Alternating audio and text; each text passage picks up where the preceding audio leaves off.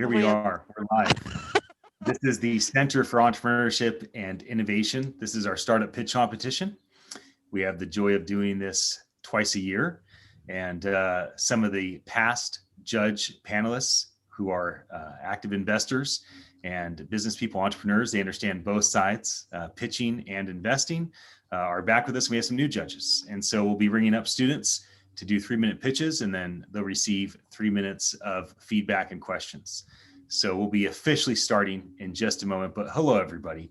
Those that are watching live, thanks for your attention. If you see the archive, I think you'll really enjoy the next couple of hours as we walk through this. It's always been a lot of fun for the students and really important for them, as this is the final for their semester.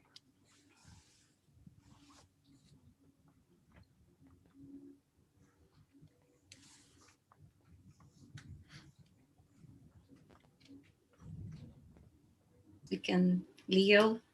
Oh, okay. Hello, everyone, and welcome to City College of San Francisco, at least virtually, right? To our Center for Entrepreneurship and Innovation pitch competition. Again, thank you for being here. My name is Leo Bello. I'm chair of the business department. And I want to just tell you, take a little bit of a moment, just tell you about the Center for Entrepreneurship and Innovation. You can get a lot of information on the website, but I just want to point out that it all started with an idea, and that's just to bring the spirit of being an entrepreneurship into a platform, a network, something live. And that was all curated, believe it or not, with just an idea. It was created and founded by our very own Vivian Faustino. How about a clap for Vivian? Yay! Woo! Go Vivian. Thank you, thank you. And thank you for your continued effort, everything that you do for the students, the colleagues, the colleges. I mean, it's just fantastic. Great to have you here. Look forward to having you in the future, you know, as we grow. And that's actually important here. We have growth every year. It's amazing, despite everything that's going on with the environment, ongoing growth. So kudos to you. Congratulations to all the students that have made it this far. Thank you all for being here. I think you're in for a treat this afternoon. I got a couple of announcements to make, and then we'll proceed. First, thank you to our sponsor, Zero Gravity. Is that Lauren Taylor, who offered $500 seed money? Lauren, yay! Listen to all that clapping. Wow, it hurts my ears. Anyway, we're also, second item, we're gonna have breakout rooms after the event where you're gonna be able to meet with your pitch presenters. So if there are 15 and maybe there's a particular pitch that you're interested in learning more about, or the actual student, there'll be breakout rooms and you'll be able to interact with them. Third, this evening at 7:30, we're gonna be featured. That's the Center for Entrepreneurship and Innovation will be featuring PBS KVIE at 7:30. So that's 7:30 if you wanna get a recap of what happens today. 4, we'll have a download of, if you need the app, right? For some of you have already been informed about that. The code for the audience is 9976. That's to vote, right? The virtual voting that's going on. Again, for the audience, that's 9976, okay? Also want to welcome all the students from Solano County College. Hello, Solano, in the house. Thank you. Yay. Welcome to our community. Glad to have you. And finally, we also have pitches from other people across from the country and the county, so want to welcome them. And again, good luck to all of you. Have a great experience. I'm sure you're learning. Now I have the honor and the pleasure of announcing our next person up here. He's the member of our City College of San Francisco leadership team out of the Office of Instruction, is our Vice Chancellor of Academic Affairs, Tom Bogle. Tom? Thank you so much, Leo. And good afternoon, everybody, and welcome. On behalf of Chancellor Verdian and the entire administration, I'm happy to welcome all of you to this spring startup pitch competition. I have some thanks to do of my own. I'd like to thank Vivian and Leo and all the faculty that have been involved in helping our students prepare for today's event. I'd also like to extend my personal thanks to all of the judges that we have here today. I know you're taking time out of your schedule and take to be here remotely on Zoom. And I know I can only imagine you don't spend any other time on Zoom, but like today's like an aberration for you here. But in all seriousness, your insights and input are bringing important real world experience to our students, and we really do appreciate that. Finally, I just want to say how proud I am of all of the students that are participating in today's event.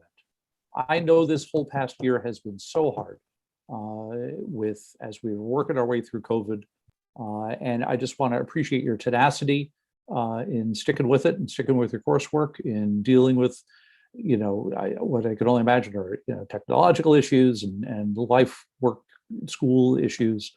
So thank you for sticking with us. Thank you for being students here at City College, and good luck to you all. You're going to be great. It's going to be awesome, and I look forward to seeing you. Thank you so much. I think if we're doing this way, I think the next person on our agenda here today is Dr. Ayat to talk about the mechanics of the voting. So, Doctor. Hello, everyone. It's a pleasure to be here. Let me quickly share my screen to walk you through what you need to download the app.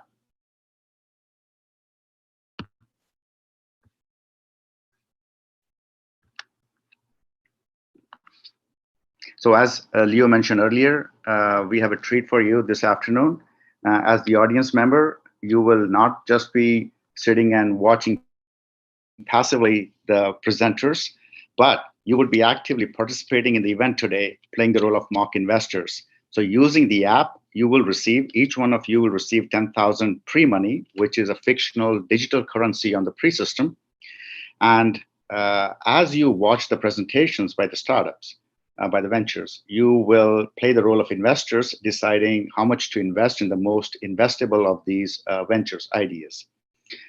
At the end of the event, the app will rank the startups based on how much pre-money they raised from all of you, the audience, the pre-investors. And also it will rank them based on how much pre-money they raised from the judges, the experts. And at the same time, you as the audience member, you will also be ranked based on how smartly you invested your pre-money.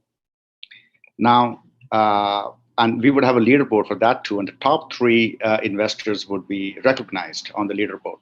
The question is, how do we determine who is the smartest investor or who has made the smartest investment? It's simple. Invest the way you think the market is going to collectively invest. So the closer your investments are to how the audience collectively invested, the higher return on investments you will have, and you have a better chance of being the top investor. One sure way I can tell you to not win or to not make it a top investment is to invest all your pre-money into one single startup. That way, you're going to lose most of your pre-money. It's a high-risk move, and that much I can tell you. So hedge your bets, distribute the risk, and invest in as many you think are the most investable ones. So what do you need to do for the app? In case you have not downloaded the app, go to our website, pre.vc, and you will find links to your respective device, either the App Store or the Google Play Store, or you can use the QR code here to scan, and it will take you to your respective store. Or if you do not want to download the app, you can simply use the browser version at pre.app. That's the website, pre.app. And it will let you do all the things that you need to do as an investor here. Once you have downloaded the app, just make sure you create a pre-investor account, not the startup account, but a pre-investor account. And you will join the event code 9976. Once you do that, you have entered the code, you will receive free money to invest in the startups, and that would be 10,000 for the event today.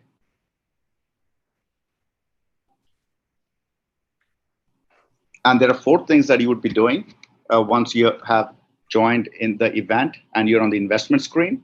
1, this is where you would be investing your pre-money. You enter the amount against each startup that you have watched the presentation. The point here is you can keep changing your amount throughout the event till the event ends, till the last pitch is done. There's no limit. Again, you can keep changing your amounts throughout the event. Rate it. After you have watched the presentation by your startup, you can then rate that pitch on certain 5 questions, which you will see. The thing to keep in mind is, unlike the investments that you can keep changing, once you have rated the presentation, you cannot go back and change your ratings. Please take a moment to rate the presentation. That is valuable feedback for the startups.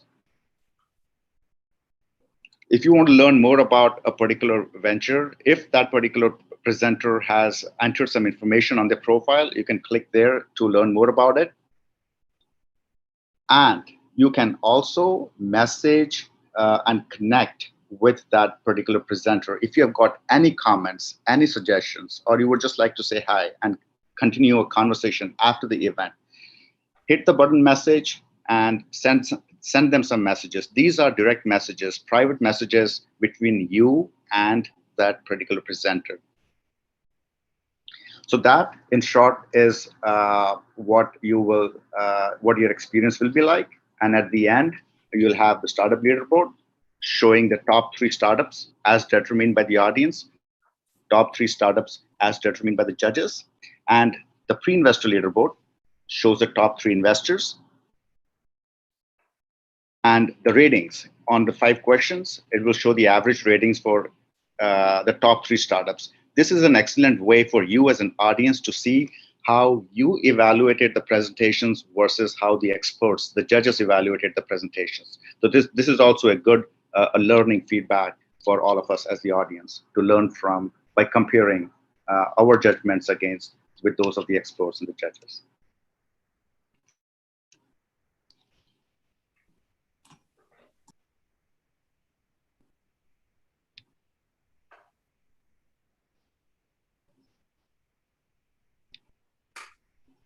Yeah, I think I'm done with that. Thank you, Sarjeet. So we have Ian. We're now going to have each of the judges, panelists, introduce themselves. And so I think all of you are prepared for that. We're going to start with Lauren Taylor, followed by Jesse, Muzabel, Jack, and myself. I'll go last, and then we'll get started with the student presentations, which we are all here for. So students, prepare yourself. We are almost ready for you. Lauren, would you like to introduce yourself and tell folks about what you do at Zero Gravity? Thank you so much for being here again. We are very grateful for it.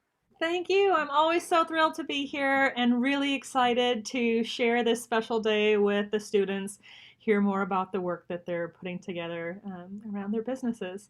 So my name's Lauren Taylor. I'm the founder of Zero Gravity Agency. We are located here in the Bay Area. We support early and mid-stage startups who are in a really pivotal time in their growth. So most of them are launching a new product into an existing market, an existing product into a new market, and we support them in doing so. I also support the accelerator at RedF, where we invest in businesses that employ and support people with barriers to employment. Thanks for allowing me to be here today. We're so glad to have you. Jesse, please unmute yourself and introduce yourself to us. Thank you, Ian, and thank you, everyone. Excited to be here, and thank you for the opportunity. Excited to hear about the students' ventures and learning more and seeing all the work that they've been doing and then putting into their businesses. And so my name is Jesse Martinez. I am in San Francisco. I am the founder of Latinx Startup Alliance, which is a community to help empower Latinx founders, founded back in 2011. And then in addition, I'm a 4-time founder, as well as I was the first entrepreneur residence for the Salesforce Incubator. And then most recently, I am a venture partner with Bogle Ventures, which is a new $50 million fund focused on investing in diverse founders. So I'm delighted to be here. Look forward to hearing the pitches and hearing about next steps. So thank you, everyone. We're so glad to have you. And we appreciate the work that you do. Muzabel, we'd love to hear from you. Hi, everyone. Good evening. My name is Muzabel. I am here in Columbus, Ohio. I'm originally from the Democratic Republic of Congo. I've been in the US for about 4 years now. I am a former refugee, social entrepreneur, I founded a small organization that is led by refugees in a Kenyan refugee camp called Kakuma. So I'm the founder of Resilience Action International. And it's really been an honor to be here and work with all of you. I met Vivian Fortino. She was my faculty in an online program that I was taking while still living in Kakuma refugee camp. She was volunteering for the program, and she taught me courses on business and marketing, I believe. So that's how we kind of kept this connection.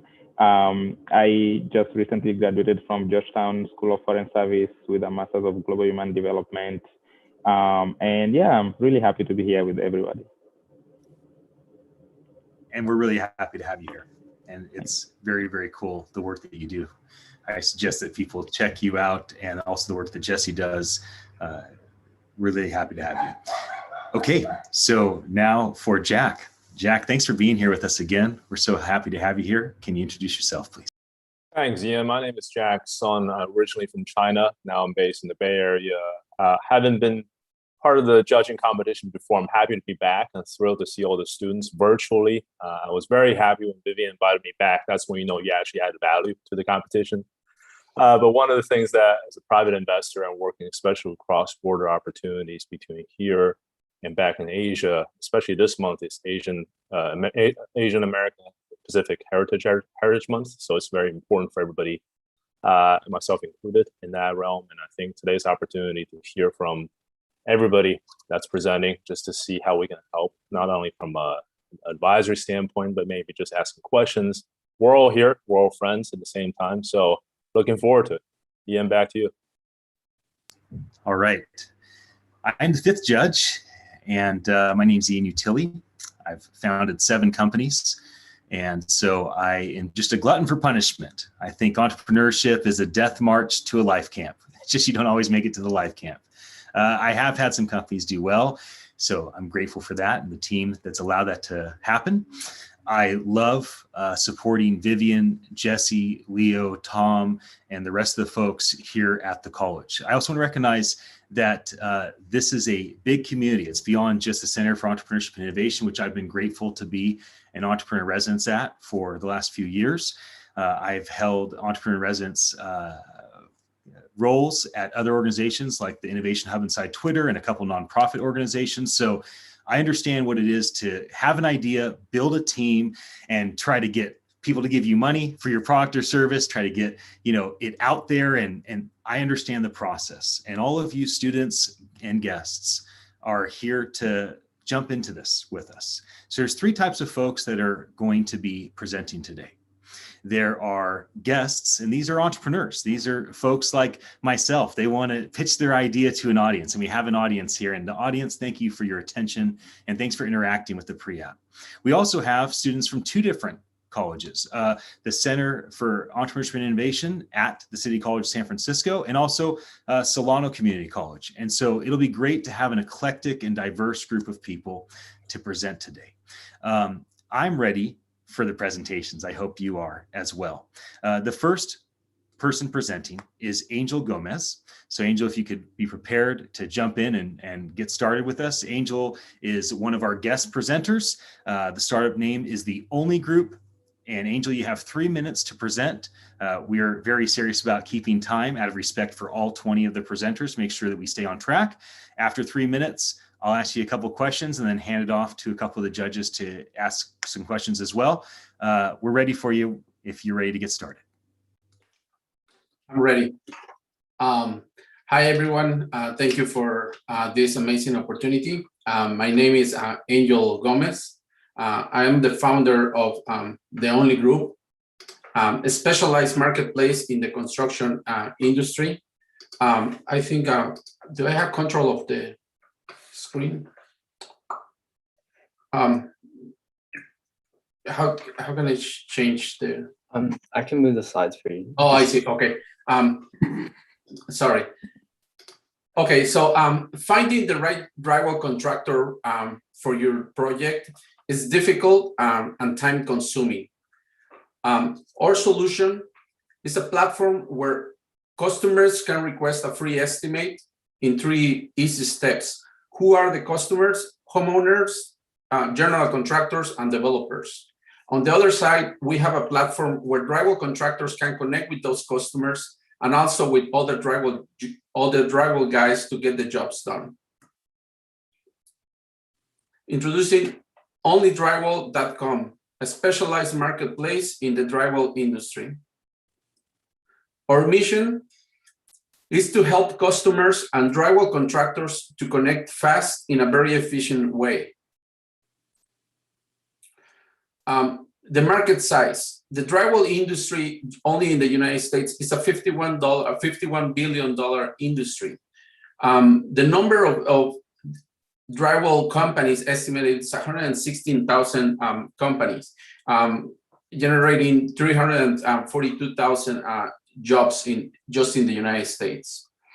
Our revenue model is pretty simple. The customers is always free. For the drywall contractors, we charge a $10 subscription model and $5 per lead. If they're not in the subscription model, we charge $10 per lead. We have a product in the market. We start generating jobs since last year, and today we are proud that we have generated more than 500 jobs connecting all of our drywall contractors. So on the drywall contractors, it's pretty simple. They can just submit their estimate. They don't even have to make an appointment to see the job. They just submit their price by looking the pictures, and that's it. Our traction today, we have back in January of 2021, 26 users. Today, we are 750 users with users in 39 states around the United States. Our go-to-market strategy is basically keep dominating Illinois. Angel, I'm sorry, time is up. Oh, sorry. Angel, let me jump in and ask you some questions. This is great. Thank you for presenting today. I used to be a carpenter, so I understand the drywall industry. So you said you've grown to 700 users. Is that 700 drywall contractors, or is that 700 homeowners? Who are your users? Users are drywall contractors, and we had 26, and now we have 750 drywall guys around the US. And is there a specific geographic location that you're most focused on? Illinois. We have generated more than 400 jobs in Illinois, but actually in California, we have 6 projects right now that we connect with drywall guys in California. In Texas, we connect 3 projects, because we are trying to basically focus in Illinois right now, because I don't really have enough budget to market other states, so I would like to focus. Yeah. Well, let me invite Lauren and Jack to jump in. Lauren, would you like to start and interact with Angel, ask a couple questions, and then Jack, maybe you could follow Lauren, and we're going to stick to the time on that. Sure. Lauren, thanks, please. Angel. That was actually a great transition into my question. So two-sided marketplaces are notoriously tricky because you have to bring together both sides, and marketing to both sides can be challenging. What has been your user acquisition strategy so far? What's been working? Social media. For when we start building the product, the platform, we didn't have any social media. We were trying to stay focused in developing the product. And now that we have a product, we jump into social media and we start getting more users through those social media. Thanks. Jack? Andrew, thanks for the presentation. Just a question from me. I'm not too familiar with this space, unfortunately, but maybe from a homeowner standpoint, if I was to work with one of your users or providers, how does it work when it comes to insurance liabilities, things that I get worried about when I use a contractor? Maybe just elaborate on that. What we try to do is try to talk every day to the drywall guys and trying to basically educate them of what do they need to have in order to get the jobs in our platform. So we request that they have a minimum experience, and then we help them to basically execute the jobs. So we visit the projects, and when we connect the customer with the drywall guys, and we make sure Guys, that there are they, 20 seconds left. Sorry. yeah. So yeah. So the reason it's the only group is because we hold more than 60 domains with the word only. So onlypainters.com. The idea will be to replicate the same concept for other industries, but we would like to focus only in one trade at the moment. Time is up. Thank you so much, everybody. Yes, thank you. It's really important to have guests like you to come present as examples to our students. Thank you for doing that. I'd like to invite our next presenter, Fabio with Arbol. If you'd like to jump up, we're ready for your presentation. Thank you for being here. No, thank you so much for inviting me over. Give me just a second. I'm going to pull up my presentation. If I can find it. Give me just a minute.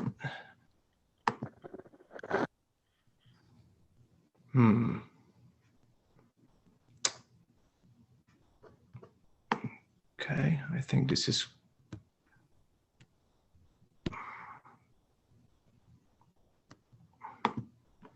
Can you guys see my screen?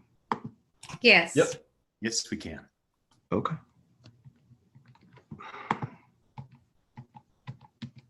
Just testing real quick. Give me just a second. All right. Hello, everyone. My name is Fabio Soria. I'm a social entrepreneur. I'm in Buffalo, New York, and I'm building Arbol.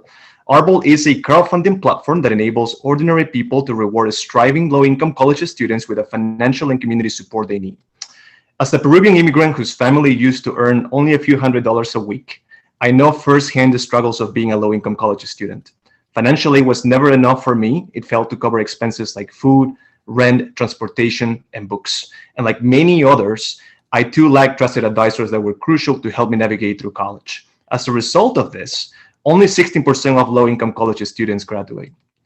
Sponsors want to help, but become really frustrated with existing solutions that lack proof of impact, one-to-one connection, and visibility into the performance of their contributions. Now, there is plenty of room to scale here. Charitable giving is a $450 billion marketplace in the US alone, and online giving has grown to $63 billion and is expected to be a $100 billion market by 2023. Arbol can establish itself in the market by first enabling the crowd to provide the students with the financial support, guidance, and community they seek. And second, providing sponsors transparency, personal connection, and proof of impact. No more nameless and faceless black box giving. How Arbol works is very simple. Sponsors find students to fund based on their interests and backgrounds. Students receive funds they can use towards life expenses. Students interact with the sponsors to share progress, get advice, and network. We currently have 5 students and 15 sponsors signed up for our early adopters program. Our goal is to have 20 and 100 by this July and 200 and 1,000 by the end of the year. To grow our individual sponsor base, we're spending 90% of our time on cold prospecting, 7% on establishing partnerships with D&I-focused educational nonprofits, and 3% on social media influencers to build a pipeline of students and sponsors. Our competition consists of crowdfunding platforms that aren't focused enough to drive us out of our niche market, and financially focused solutions that don't offer the community and networking aspect of our business. We are a for-profit company and only do well when the student does well. First, Arbol is free for sponsors to use. Second, 10% of the funds raised plus the standard payment processing fee per transaction goes to Arbol. And third, the remainder goes to the student. Our team consists of co-founder Debbie Gonzalez to drive product, tech, and operations, Chief of Staff Lisette Vasquez to help with day-to-day business activities, and myself to drive strategy, business development, and fundraising. We also supported by various advisors like Isaac Adejuwon, Adi Akufo-Aful, and Steve Nicosio. Our ask is, first, we're looking for advisors to help us with acquiring sponsors and navigating through both the crowdfunding and education space. And second, we're seeking $100,000 to cover business development, operating, and product development expenses, which includes building our MVP by the end of the year. And third, we're looking for... Time is up. Sorry, time is up. Thank you. Thank you. Thank you. Okay, well, we appreciate you being here. And let me ask a couple questions. As far as what's more important to you, is it raising money, the 100,000 seed money, or is it getting advisors? What's your priority right now? Yeah, that's a great question. If I had to prioritize either one, I mean, so currently we're going through Founders Institute's accelerator in Toronto. So us being here in Buffalo, we're super close to Toronto. And as a result of that, we have access to numerous advisors. And so if I had to pick between advisors and seed capital, I would definitely choose seed capital. We are currently burning about $2,000, or we're bootstrapping the entire operation. So to be able to get the business up and running and be able to deliver on our objectives, I would say seed capital comes first. Great, very good to know. Well, I'm going to include a couple of the other panelists to ask some questions. So Muzabel and Jesse, would the two of you like to jump in and chat with our friend here that's just presented his business? Hi, sorry, I lost you in the middle of presentation. I had some audio problem. But I wanted to ask about the market size that you mentioned, because I see many people mention the market size in terms of billion. And I would like to hear more about, you know, the target market in terms of the actual numbers, like of the students who actually need the herbal product. Yeah, absolutely. So we're essentially trying to build a two-sided marketplace, right? So on one hand, we're focusing on sponsors. These are individuals who already are giving through channels like GoFundMe, Kiva. They really connect with impact-related causes or initiatives. But they still struggle having that problem of not really being able to see kind of like what happens behind the scenes or what happens after I made a contribution. So when I mentioned the kind of like what the market looks like in terms of, $63 billion, growing to about $100 billion market, that's in the US alone. In terms of the students, we are actually focusing on kind of like your underestimated, hardworking, underdogs type of students who are currently going through, seconds left. That are currently attending at community colleges, that may be first generation college students, whose parents may be immigrants, and, they don't necessarily, as a result of their position, don't have access to the capital they need to be able to cover life expenses. What we're ultimately trying to do is we're trying to make this place more. Yep, thank you. We'd like to say thank you for being here, being one of our guests. We're now going to have the very first student from the Center for Entrepreneurship and Innovation present, and that is their company, Homes for Less. We are ready for you. Oh, yes, thank you.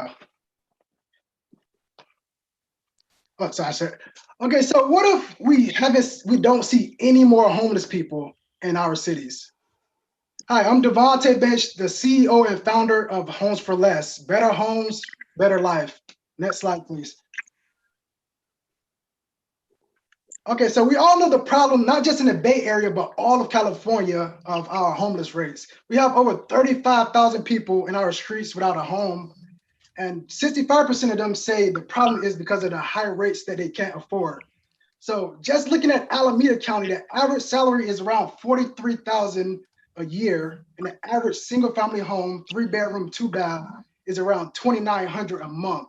So that's leaving us with $1,500 a month. So if you're a single father or a single mother with 2 kids, can you really survive off of $1,500 a month? Oh, next slide, please. All right, so our solution and our mission, Home for Less, is we will find residential, commercial, and other distressed properties that's not currently occupied to turn into desirable homes for our low income and homeless to dramatically change and lower the homeless rate. But how? Next slide, please. Okay, phase 1, we will partner with local investors and local government programs such as Hope 4 and Section 8, which is rent assistance programs, to purchase distressed properties and also fund for the rehab projects. All right, next slide, please. Okay, phase 2. Well, I'm actually currently a local real estate agent, so I partner with different lenders, investors, builders, contractors, credit repair agents. I already have a team around me. So we plan on partnering with a couple of my contracting partners and the city to get bids and permits for properties to convert into wonderful homes for our people. Next slide, please. All right, phase 3 is to find, screen, and put these families into our newly developed homes while simultaneously cleaning up our streets. Next slide, please. Okay, so for revenue, it highly depends on the property and the project we're currently working on. So say you're investor number 1, 25%, it's kind of messed up. 25%, we purchased the project for $500,000. The repair cost is $110,000. And at the repair value, the ARV is $150,000. So that investor number 1 would receive 25% of instant equity of the at the repair value. And also they would get monthly income of 25% of whatever we decide to rent it out at monthly. Next slide, please. Okay, so help better our cities and our people with better homes for less, better homes, better life. Thank you.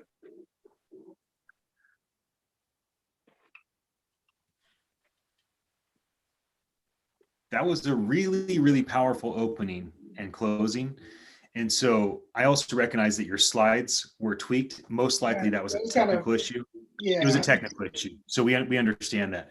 So thanks for being the first student to present today. Can you tell us what is your next tangible step and what can us as panelists and investors and us as a community do to help you with what's next? How can we help? Exactly. Okay, so the first thing is I have to get with the local government. So Section 8 and Hope 4 to find out what can they offer to us to actually assist clean up the streets from all the homeless. So that's my first step. And then all the rest of it, pretty much finding the properties and finding the investors. I already pretty much have a team around me for that part because I'm a local real estate agent and I've been working in that Bay Area for a couple of years already. So that's pretty much the first step is to find how would Section 8 help the homeless and low income afford to maintain our properties. Wonderful. Well, I want to invite Jack to jump in and ask questions, followed by Lauren. Jack, take it away. Devontae, thank you for the presentation. To Ian's point, it's a very powerful situation, obviously, that we're all here. Maybe just to zone in on that follow-up, Devontae, you just mentioned is, how are you looking to connect with whether it's legislative council or thinking about your next step for that problem? Maybe just share with us if you have a plan. It sounds like you have the investors and obviously the supply lined up, as you mentioned earlier.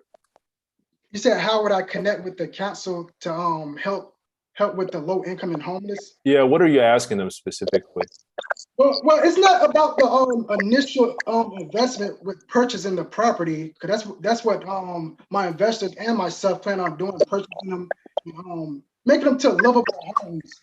But what we need is for Section 8, pretty much to do what they already do is pretty much help the low income afford to help pay the tenants' rent, and that will be used to maintain the properties to keep them running. Okay, thank you. Lauren?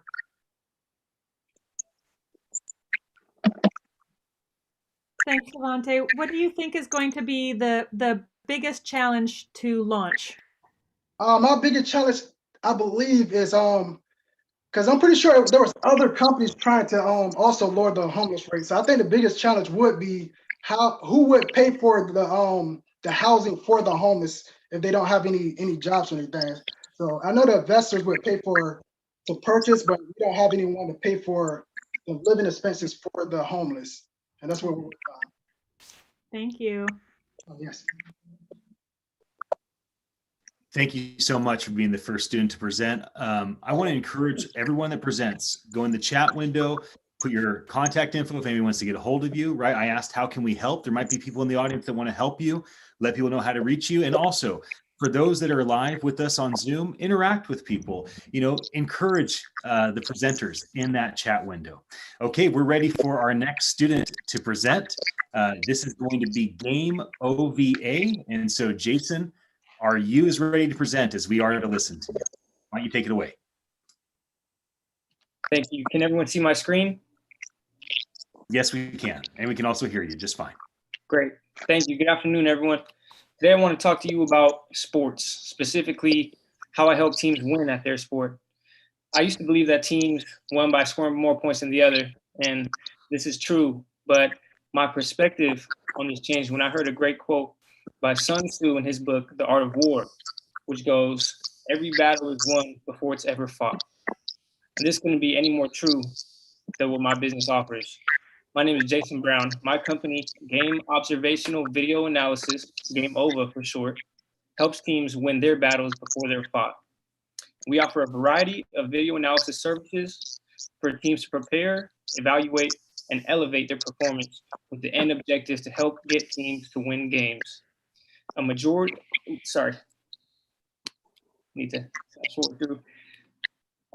of professional and collegiate teams have adopted sports performance software programs that help track data and discover insights that give them a competitive advantage.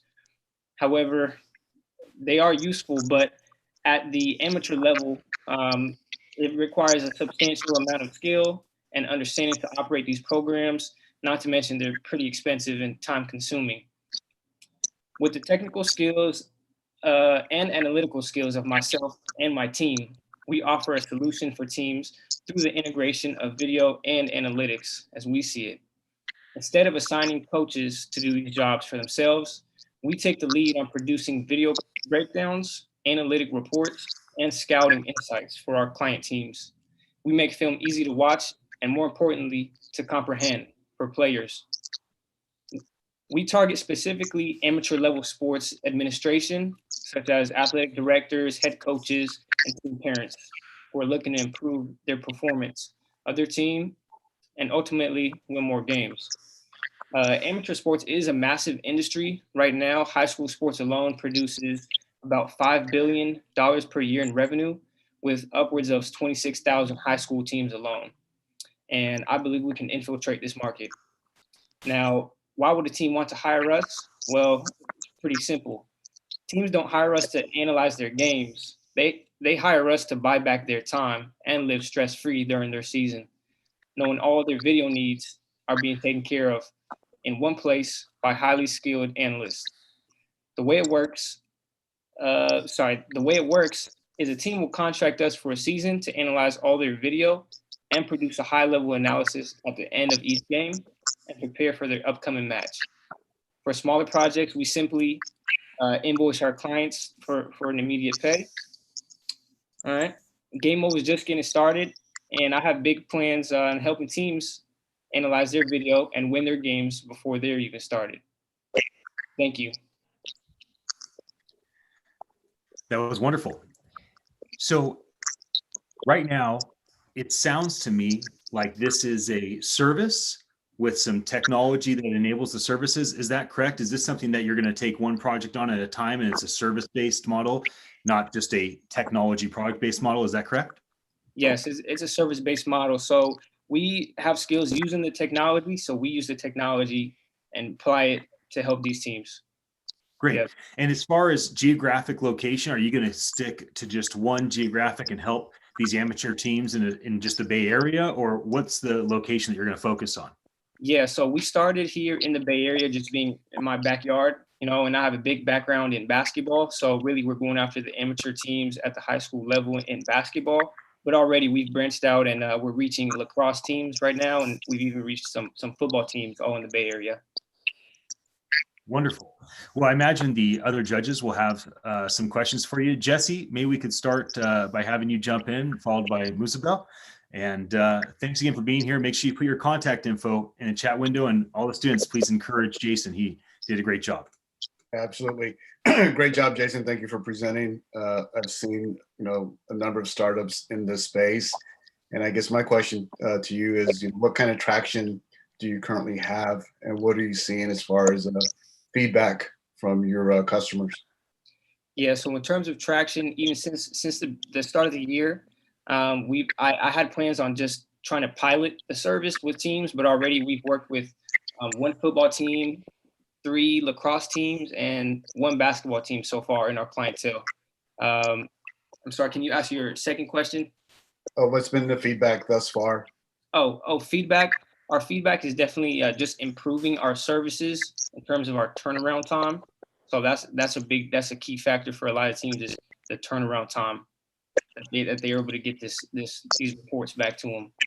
Okay. All right. Thank you. Yep.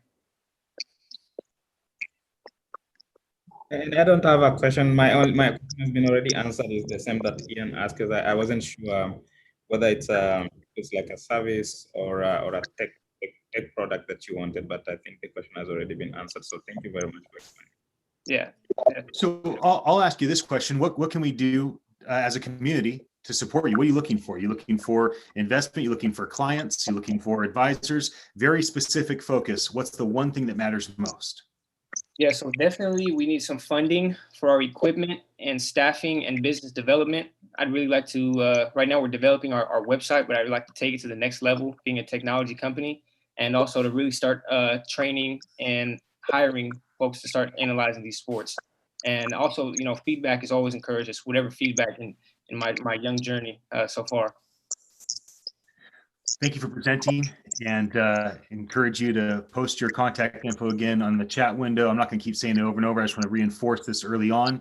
We want to use the chat window for communications. We're ready for our third student, and this is exciting. This is one of the students from the Solano Community College, and we just want to thank those students for joining and being part of this. So this is El Vaca Taco. Hopefully I said it right. We're ready for you. Hello. Ready for presentation while you get started. Is it possible to screen share? I made some adjustments on mine. Hello? Yeah, go ahead. Yes, go ahead. And you want to do the screen share yourself, Yeah. you said? Yeah. That shouldn't be a problem. Is that correct? There you go. Okay. All right. Hello, everybody. Today I'm pitching my business, El Vaca Taco. Here's some of my contact information. So the problem is authentic birria is hard to find and expensive. In my town, we lack a good place to get authentic birria for a reasonable price. Birria is a dish from the state of Jalisco, Mexico. What the plate consists of is a beef or goat stew that can also be served as tacos. What we would be serving is birria as a stew, birria tacos, and the main dish would be quesadillas. So quesadillas are a combination of birria tacos, just mixed with a whole bunch of cheese. So the solution, we provide a great tasting birria from a family recipe. Our birria is made by my mother, who has a family recipe straight from Jalisco that she has been making for over 10 years. Here's some pictures of what we've made, and then we've actually sold over a summer. Our prices are relatively low compared to our competition. We provide fast, friendly service with even better tasting food. We work through social media where a customer could just look at our post and just send us a message, and then we could respond in a timely manner and provide them with a pickup location. So positioning affordable birria like no other with a unique flavor that will make you want more and more. We'd be located in Vacaville, California. We'd be working as a pickup location, and maybe down the road open up a taco truck. So we would reach our customers through word of mouth and through social media, mainly on Instagram. Instagram is a very helpful app to advertise your business and reach many potential customers. So our target market is really just anyone who loves to eat Mexican food, or even people that enjoy trying new foods because it just gives them joy. Competitive advantage. We provide local, fast, and friendly service with really good birria. In the area I live in, there's not too many taco trucks.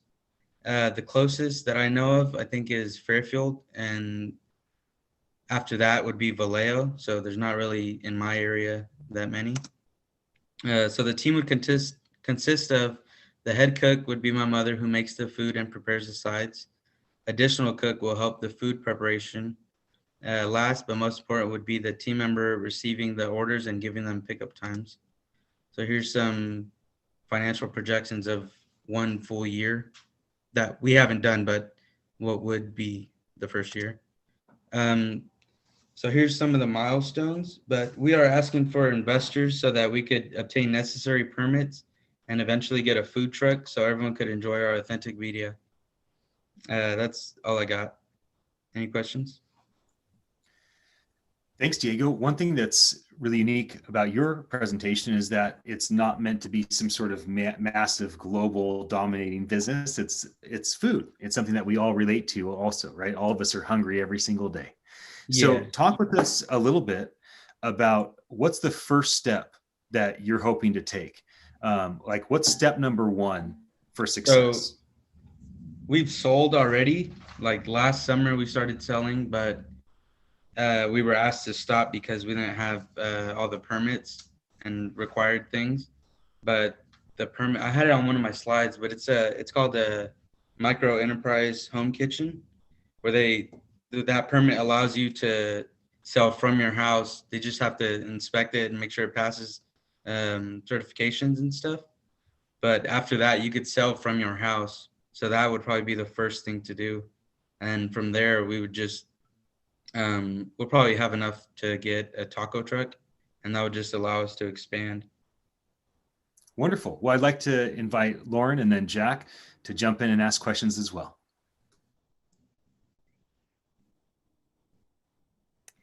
Thank you. It was a great presentation, and it's wonderful when there's a business that you have already kind of gotten off the ground, and now you have the opportunity to kind of test and see what works. In terms of the work that you were doing when you did launch, what were some of the lessons that you learned that you want to be able to apply to change things up, to improve things when you are back on the road? Yeah, probably just to make stuff like flow easier, like just the process of when someone orders something, like they would just DM us and then we'd message them back, but probably getting someone on top of that to respond quick and then make sure there's not a whole bunch of people coming at like in 1 hour. So we're like overloaded with work. So just like spread them out. Thanks, Diego. Diego, thanks for the presentation.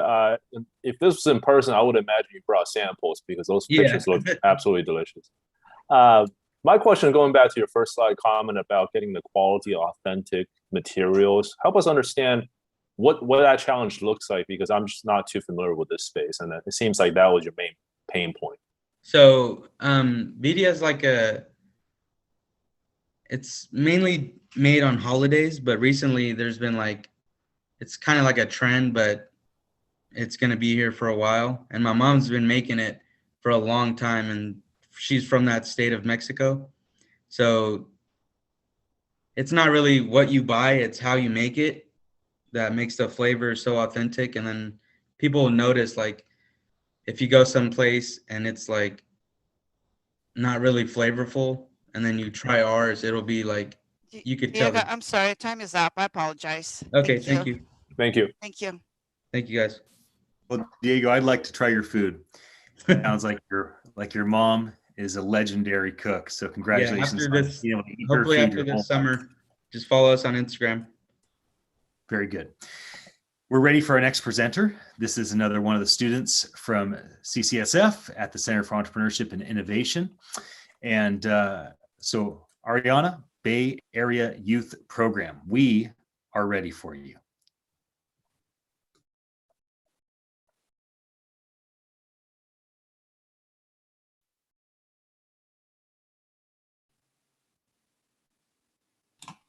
Ariana? I guess we lost it. We lost Ariana. Maybe we can proceed to our next presenter. I think she just joined back in. Okay, let's see. Ariana, if you are here, we're on the edge of our seat. We can't wait to hear you present. Are you with us?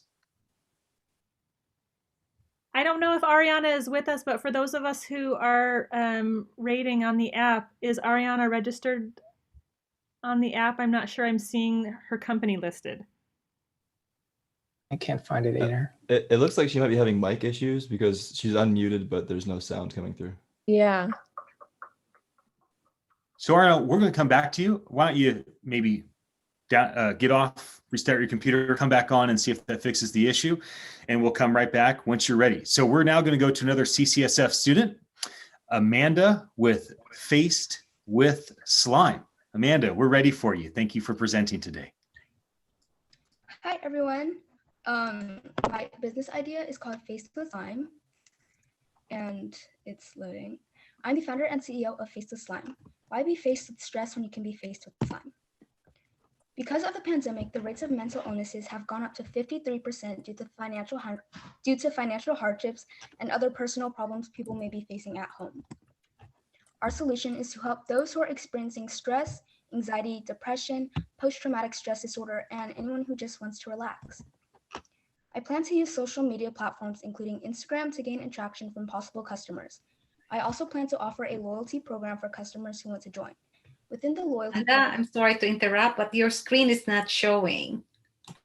Oh, you can't see it? Not at all, yeah. And if you could also turn on your video, that would be great. It says my screen is sharing. But it's all black, sorry. Oh, so you can't see this? We cannot. No, we just see a black screen right now. Let me see. Okay. We have the backup slides. If you want us to play it for you, we could do it. Go. Oh, there you go. Okay. We'll go ahead and restart the timer. And as Vivian asked, it's probably best when you present to always keep your face showing, because there's some things that are just caught by looking at you as you go through the slides. We'll go ahead and restart the timer at 3 minutes, and why don't you take it away? Okay. Hi, everyone. I'm Amanda, and I'm the founder and CEO of Faced with Slime. Why be faced with stress when you can be faced with slime? Because of the pandemic, the rates of mental illnesses have gone up to 53% due to financial hardships and other personal problems people could be facing at home. Our solution is to help those who are experiencing stress, anxiety, depression, PTSD, and anyone who wants to relax. I plan to use social media platforms, including Instagram, to gain attraction from possible customers. I also plan to offer a loyalty program for customers who want to join. Within the loyalty program, members will get discounts, rewards, sneak peeks, and more. These are the 2020 to 21 statistics of people who have been diagnosed with anxiety, depression, and PTSD. I don't want to bore you out with an overflow of information, but we can tell that a majority of us need to take time out of our day to focus and relax. Let's practice the grounding method. So the first thing we want to do is look for any 5 objects and focus on what each of those items are.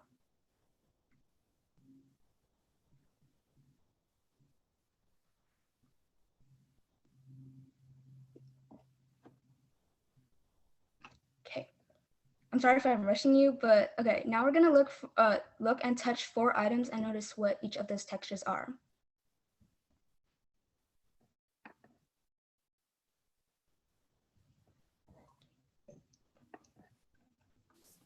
Now we're going to listen for 3 sounds, and it can be the sound of the wind or anything you just hear around you.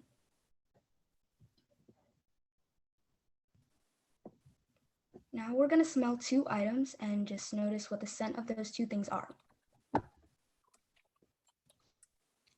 Lastly, we're going to taste anything around us and notice what flavor a certain thing may have. Notice how you are currently feeling. You are likely more relaxed than you were at first. With my product, you can get the same and even better relaxation feeling as you might be experiencing right now. This exercise helps you dive deeper into noticing your 5 senses, which are your sight, touch, hearing, smell, and your taste. My product isn't the messy slime you would typically see on Nickelodeon. It's a product that's not only aesthetically pleasing to the eyes, but it's also pleasing for your ears, your nose, your sense of touch, and not to forget your wallet as well. Having just restarted this business, I currently have one size available, which is a standard 6-ounce container of slime, ranging from around $6 to $8. The textures I will have available are butter, clear, cloud, crunchy, jelly, and metallic, and the name speaks for themselves. With other competitors having their listings at double the price for just the same size, my product stands out because each item is made handmade and with quality ingredients that was also previously designed from years of trial and error. Lastly, each unit comes with 10 containers and come for around $60 to $80. If people decide to purchase directly from the website, each item is $6 to $8 individually. Amanda, time is up. Thank you. Yep. And thank you for presenting. Please share your video while the judges interact with you. You can stop sharing your screen. So do you already have product that's ready to be delivered? And if you do have product, how much inventory do you have currently that's available to customers? Oh, sorry, my product is going to be available soon because we're just getting our inventory in right now. But these are what the standard containers would look like. These are all 6 ounces. And we're going to get a lot of inventory in by this week. So I plan to start branding everything by this week and have them all marketed out within the next month. Okay, and what do you anticipate that the 6-ounce product will cost you? And then it sounds like you're going to sell it for $7. So what's the cost of goods? Each make price will vary depending on the texture, but we can expect each price to come from around $1 to $2 made, meaning that we're going to have like around $5, maybe like $6 profit. Great. I'd like to invite a couple of the other panelists to ask questions.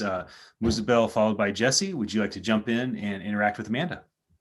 Hi, thank you very much for the presentation. I just have a question around, I know the product is the slime, but I couldn't very much connect it to the solution that you seek.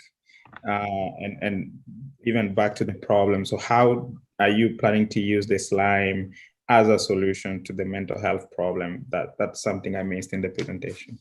So basically slime helps you dive deeper into noticing what your 5 senses are, because you can like experience your sensory like details, and from it people like reported to be more calmed and more relaxed after it. And it's also proven in studies that slime does help with stress and anxiety, and in a lot of cases depression as well as PTSD. Okay, so you're just selling the slime to the consumers? Yes, I guess.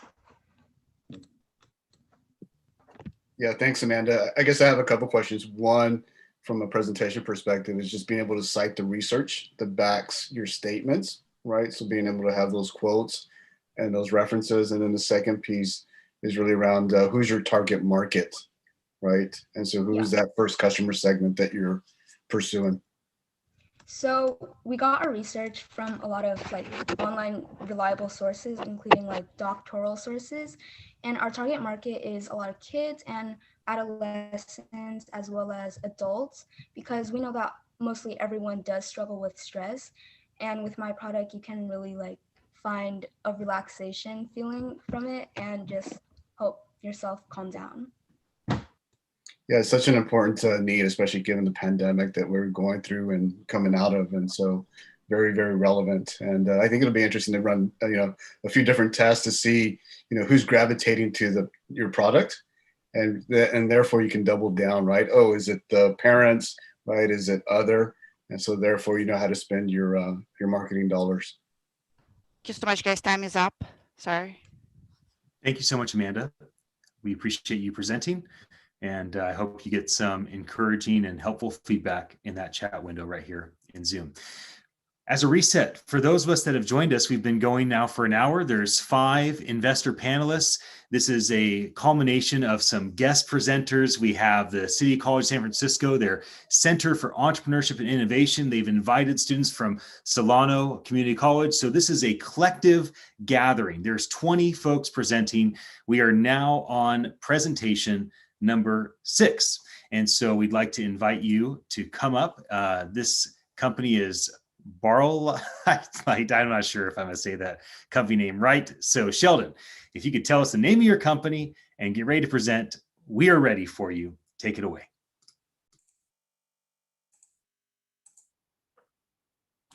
Good afternoon, everyone. The app you didn't think you need. Thank you for the opportunity. My name is Sheldon Hutchinson, founder and CEO of Barlight. The what and how. Barlight provides a social network between bars and their patrons with real-time update of the establishment activities. Bars are subscribed to a virtual platform via an app to interact with patrons and potential new customers. The main problem. For customers, other than a simple Google search, which at times is inaccurate and does no justice to the establishment, it is at times difficult to find niche establishments specific to your liking, especially if you're new to an area. For businesses, having difficulty in promoting their services to locals and potential new patrons due to the lack of platform with traffic geared towards in the industry. The solution. The idea is simple: bridge the gap, creating a virtual platform where customers can shop bars and bars can shop customers. Just in California alone, my starting focus area, there is an estimated 4,765 bars/clubs with a market size of 3 billion, with an average of 1.8 million people in each state who visit bars frequently. That's a possible 99 cents upgrade subscription per person on a free virtual platform.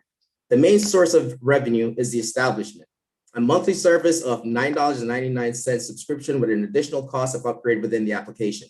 With the application traffic, however, we'll be able to monetize ads to encourage upgrades for customers to remove the ads at the 99 cents. The projected revenue, solely in just the 4,000 bars in California, revenue from subscription alone would be $479,520. After expenses, payroll, insurance, application upkeep, tax, legal, marketing, a net profit of $336,051. And keep in mind, this is only in one state with just one out of the 3 ways of monetizing this application. Why now?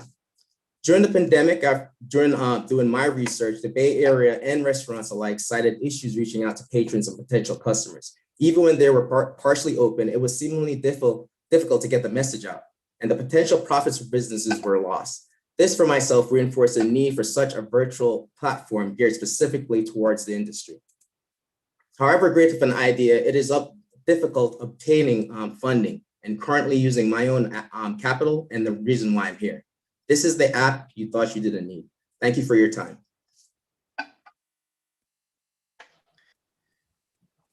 Very articulate. So it sounds like you're looking for funding. Is that your primary goal in jumping into that? Yeah, please. That is my primary. Okay. Yes, that is my primary goal. And are you looking for investors that just want to be a part of it, or are you looking for investors specific that have maybe their own bar or they're involved in this industry? A bit of both, but I'm typically looking for an investor who actually wants to be a part of it. Because the funding in itself it's quite a lot in terms of everything, especially for our whole annual cost of employees. Have you talked to bar owners? And if you have, how many have you talked to? When you explain it to them, do they understand what you intend to do? I've spoken to 26 bars so far, just in the Bay Area during this time that I've had, and every single one showed deep interest, and because they were the one that. Based off my research, they were the one who suggested, if there was such a platform, that would be greatly appreciated. Good job talking to all those potential customers. That's as important as raising money, if not more. I'd like to invite Jack and then Lauren to interact with you right now. Jack, yeah, Sheldon, that's a really helpful point that was asking. That was my question too, is around your feedback so far with bar owners. Maybe just zone in on how would you go about acquiring, sounds like, additional bars as part of your service? So the idea is that when the marketing idea for the bar is that they are trying to get their customers, and the concept is that we're giving them not just potential customers, but data in terms of the community where they're at, what the community actually would prefer, and the service for being able to reach not just their local patrons, but others that may also be just looking for something that they have no idea that's out there. Okay, thank you. Lauren? Thank you. Thanks so much, Sheldon. Sheldon, my question was around social media. Right now, when I'm wondering if some place is open or what their new regulations are, if they have outdoor seating, etc., I go to social media. How do you plan to compete with social media? Well, the idea is to have that industry in itself just being focused in one area. Social media it does help, but it does not do enough to reach to the many potential customers. that these bars could have profited off of. And that's one of the conversation that we had during when I did my research. Thank you. Thanks for presenting. It was great. And we're now ready for the next presenter. This will be Eddie. Looks like it's a photography business. This is from Solano Community College. And so Eddie, we're ready to hear about your photography business. Please take it away. Okay, hello guys. Let me share my screen real quick. All right. Hold on. Do you guys see that? Yes, we can. All right, perfect. Great photo. Thank you. All right, ready whenever you guys are. Hello, my name is Eddie Mullenburn. I did my business plan Pixel Conscious on my photography business. As you can see, here's a picture of myself and some of my contact info at the bottom left. The problem today is people want to capture lifelong memories, but how are they able to capture that when they're the ones living it? That's where me and my photography business come in handy. I'm a Bay Area, California photographer, and you can see some of my work to the right on my website, and there goes my link to the left. A little bit about my business. It's more than a click of a button for me. I love to capture lifelong memories for my clients, and it's always an honor to be chosen to be their photographer. So of course, I'm gonna give them my best work possible. A little bit about me. My photography business started off as a hobby, taking pictures for myself, and eventually grew into a small business. Here is my three main purposes. Overall, my mission is to build a relationship with my clients and give them memories and photos that they will cherish forever. Here's what I offer. As you can see here, I offer a variety of sessions that my clients can choose from. I do headshots, weddings, graduates, and families. For example, the optometrist in the top left, she needed new pictures for her website. So I went to her office and took pictures for her and her staff. And I also offer a lot more on my website and that you could check out later. Here's a little bit about my business plan. I'll use my photography skills and knowledge to give my clients those pictures that they want, while that will support me financially and pay as they pay me for my service. Here's a little bit of my market analysis. My target market are young adults from age 18 to 30, because that's where they achieve most of life milestones, from graduating, getting engaged, having a wedding, and even having family pictures. I'm able to capture all those moments for them. Some of my strengths are I offer a variety of sessions, photo sessions for my clients at an affordable price right now. And I have opportunities, which are connections all around me. And some of my weaknesses and threats would just be competitors around me as I want to perform them. I'm a sole proprietor, as all the work is done through me. From the planning, scheduling, photo shoots, and financial is all done by me. I can also always hire as additional help in the future as an assistant. Here are my goals. I have big goals for sure. I want to gain as much clients as possible, as that will help me build my portfolio and name. And to do that, I just need to increase my work, and I just need to be consistent with all my work for my clients. Here's a little bit of my financial projections. Overall, it's just an increase. I want to see an increase throughout the next couple of years with my work and my clients. And here is my last slide, which is my contact information. So if you or anyone need any kind of pictures, I'm here for you. There's my website, Eddie Mullenburn III Photography. There goes my Instagram at candid.shots, and there goes my email address that you can contact me at any time. Thank you. That was great, Eddie.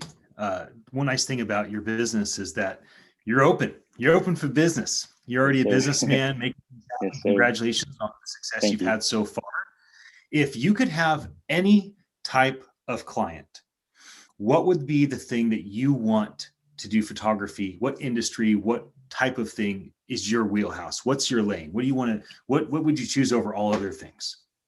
Right now, you can see I'm very I have a variety, but I would love to, my goal one day is just to maybe shoot for my favorite basketball team, the Golden State Warriors, to be a sport photographer, be a main photographer for them, or just sports in general, as I would love to shoot sports and just be in that same atmosphere would just make my job or my career so much more fun. I would love to do that. That's my main goal. Well, may you be successful in that.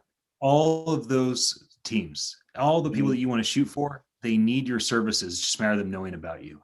I sent you a DM to a link the link I just sent you is the most successful photographer I know of that's doing what you're doing.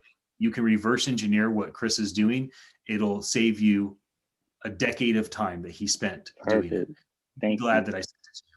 I'd like to invite our judges to jump in and give some feedback. Muzabel and Jesse, would you like to jump in and ask some questions of Eddie?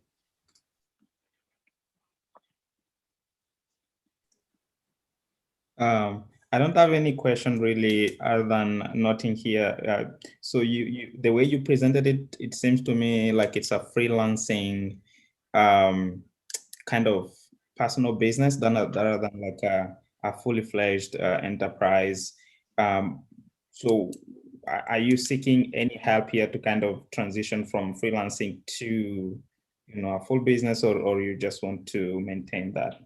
As of right now, no. I would love to just keep doing this because I love to expand my work as much as I can, and maybe in the future I could look into that. But as of right now, I want to work with as much clients as I can to build my work, my portfolio. So yeah. Great presentation, Eddie. Thanks for Thank you. presenting today. I guess my question is, when do you want to make that transition, right? So when you look at your professional timeline and career path, going from freelance to professional sports, right? You're already doing the work, you're already building your portfolio. How much further do you want to go before you say, okay, now I'm going for it, right? And so you have a number of various sports teams, so the access shouldn't be too difficult. It's just a matter of changing mindset and going, okay, now I'm going to do this, right? Yeah, exactly. Yeah. So hopefully anytime soon, but right now I'm not focused too much on that. I'm focused on my business, but hopefully eventually in the future, near future, I can. I just need to get exposed to the sport world. Right. Okay. Maybe some other thoughts. Thank you. Thank you guys so much. Professional teams, taking pictures for them. I have to say, it's a very interesting model that Eddie, you just laid out for others. Not every single student needs to come and pitch that I want investment or I want advisors. There's something to be said about this coming to say, I have a service and I want customers. And so I think you did that well. I hope that's a model that others can emulate because it's immediately actionable. And for those 65 people in Zoom and the potential 100 plus people that are watching us live, or the thousands potentially that see this archive, think about, could you use Eddie's services? Just as think about, could you involve yourself with some of the earlier students that pitched and those that are to come? We're ready for our next presenter. This company is Alio Lindsey. If you are ready to present, this is another one of our CCSF students. We're so glad to have you here to present with us. So please share your video and unmute yourself, and we're ready. Hi, you can see my screen, correct? Yes, we can. Cool.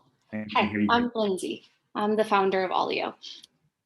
Oh, hang on. People love to travel and find a lot of joy in doing it. However, there's also a huge problem when we travel. People experience a great amount of stress. 1 in 3 people will actually cancel their trip plans because of the stress they experience when planning the trip.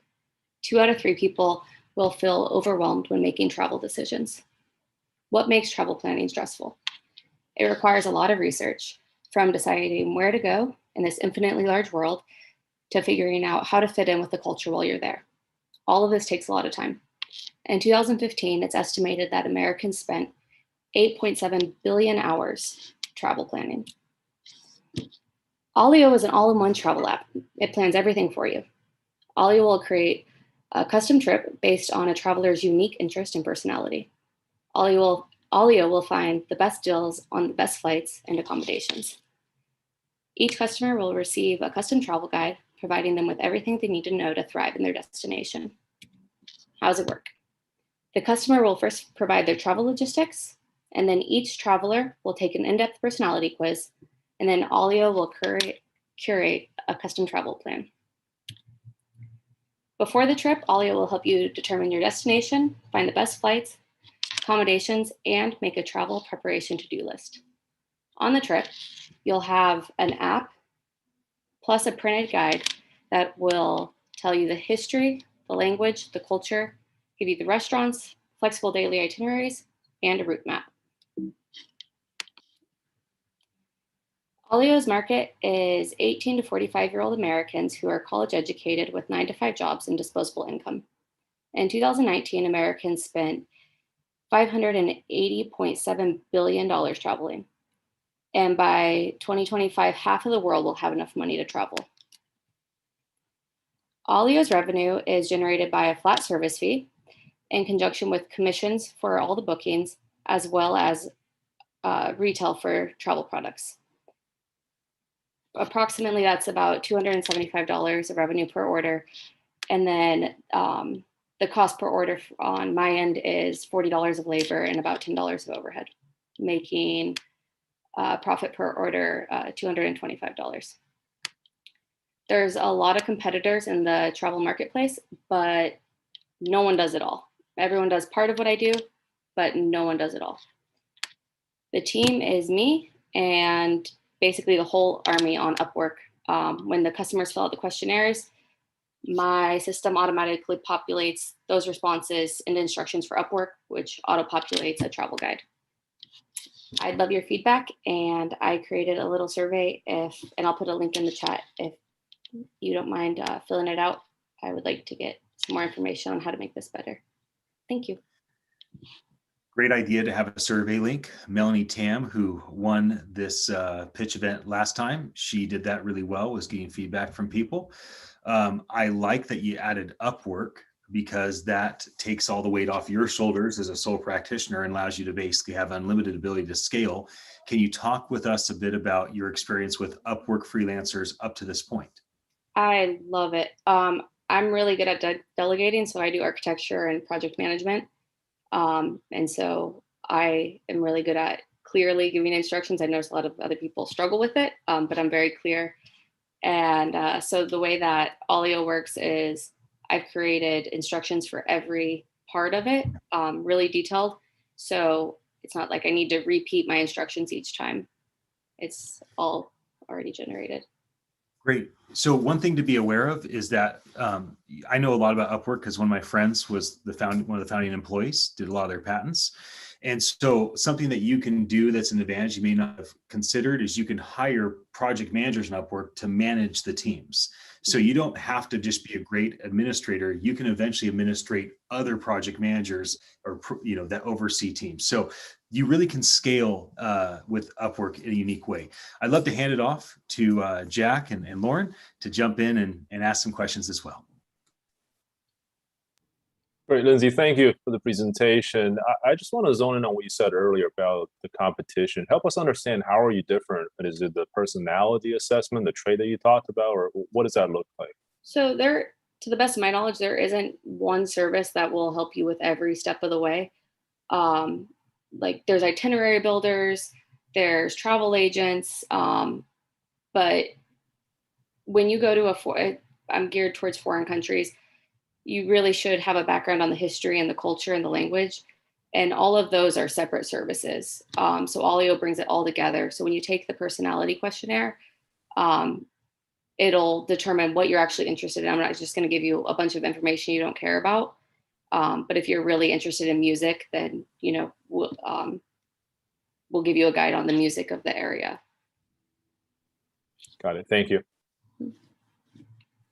Lindsey, there are so many different services that you're providing all within this one service.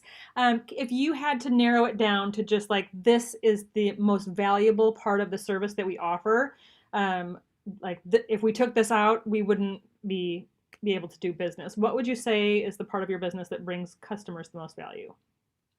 I think planning a unique itinerary that's flexible. Because people struggle with what to see, and like you go see things that are the most popular, but maybe not what you're interested in. Mm-hmm. But yeah, being able to determine what's right for you.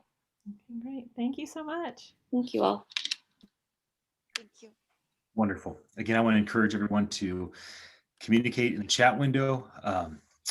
We understand there's a survey, so some people might want to give you their feedback. We are now ready for our next presenter. So this is another one of our CCSF students, Rez with CS EdTech. We're ready for you. If you'd like to share your screen, share your video, and mute yourself, now is the time. The stage is yours. Eris actually is one of our faculty. Is with the computer science department. Hi, I'm trying to share my screen, but Lindsey is still sharing, so I'm it's not allowing me to share mine. There we go. Okay.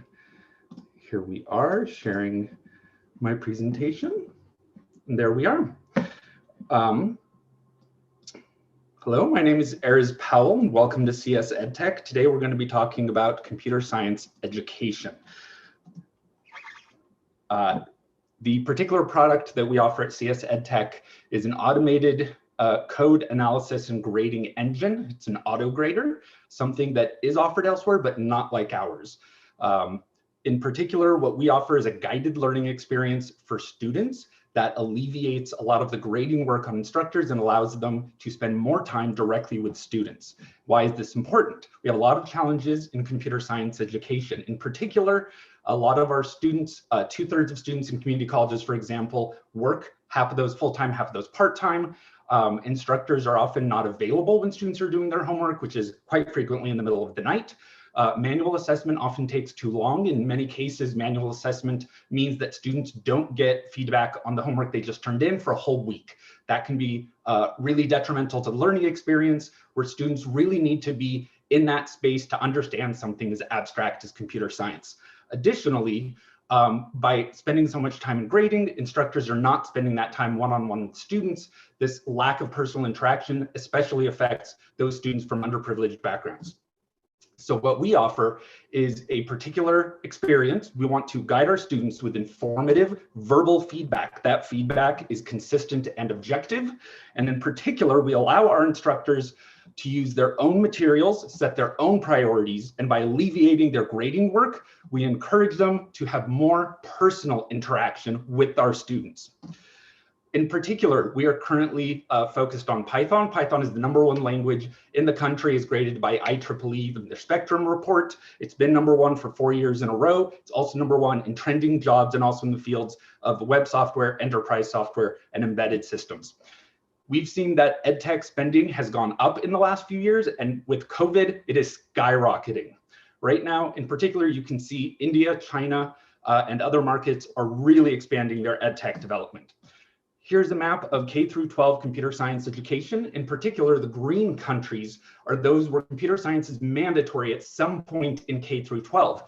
Please notice that most of Europe, as well as Australia and China, are colored green. In the United States, 1/3 of high schools offer computer science education, and in many states, that's already at all high schools. So who takes the programming course? You might think, well, the major must be computer science, but that only accounts for 1/3 of my students personally. But really, we have 11 other things that are listed in the major. And so a lot of this research is hard to do because we're talking about a lot of different majors. Only Linux administration at our school does not include programming. So what about other technical fields? Well, when you include other technical fields, we're talking about another 1/3 of my students. And then we have all the non-technical fields. That I'm sorry, time is up. I apologize. What's that? Time is up. Oh, okay. It's good to see you again. Good to see you. And I know there's a lot to your system. One thing that's unique is you are both a teacher and a student.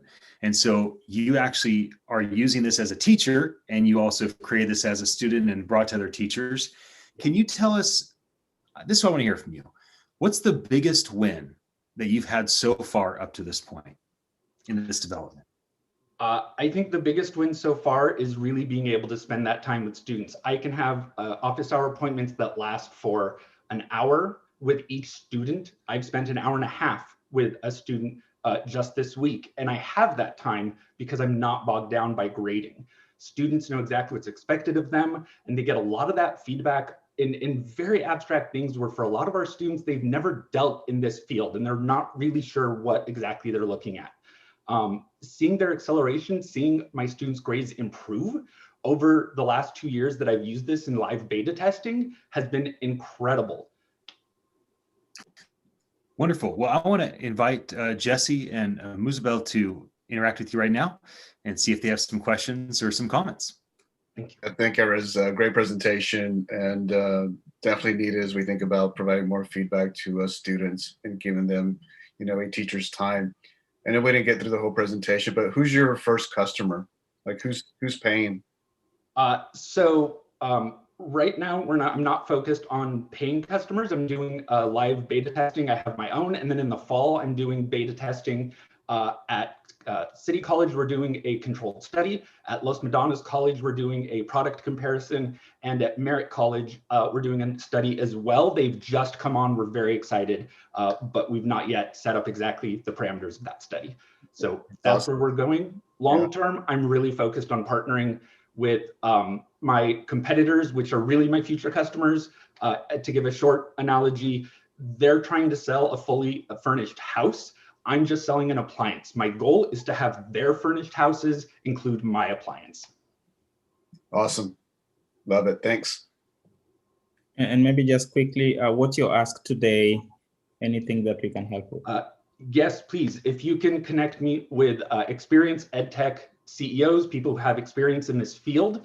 I'm a founder developer. I have an incredible team, 240 years of education and engineering experience put together. What I need is a CEO to help on the business side.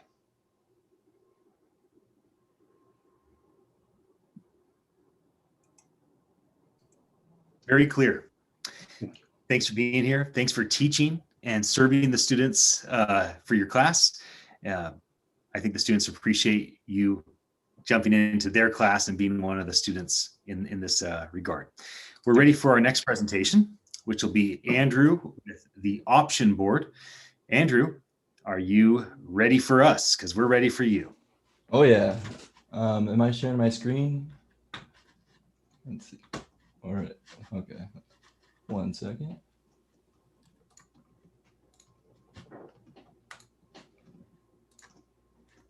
All right. Can you guys see my pitch deck? Yes, we can.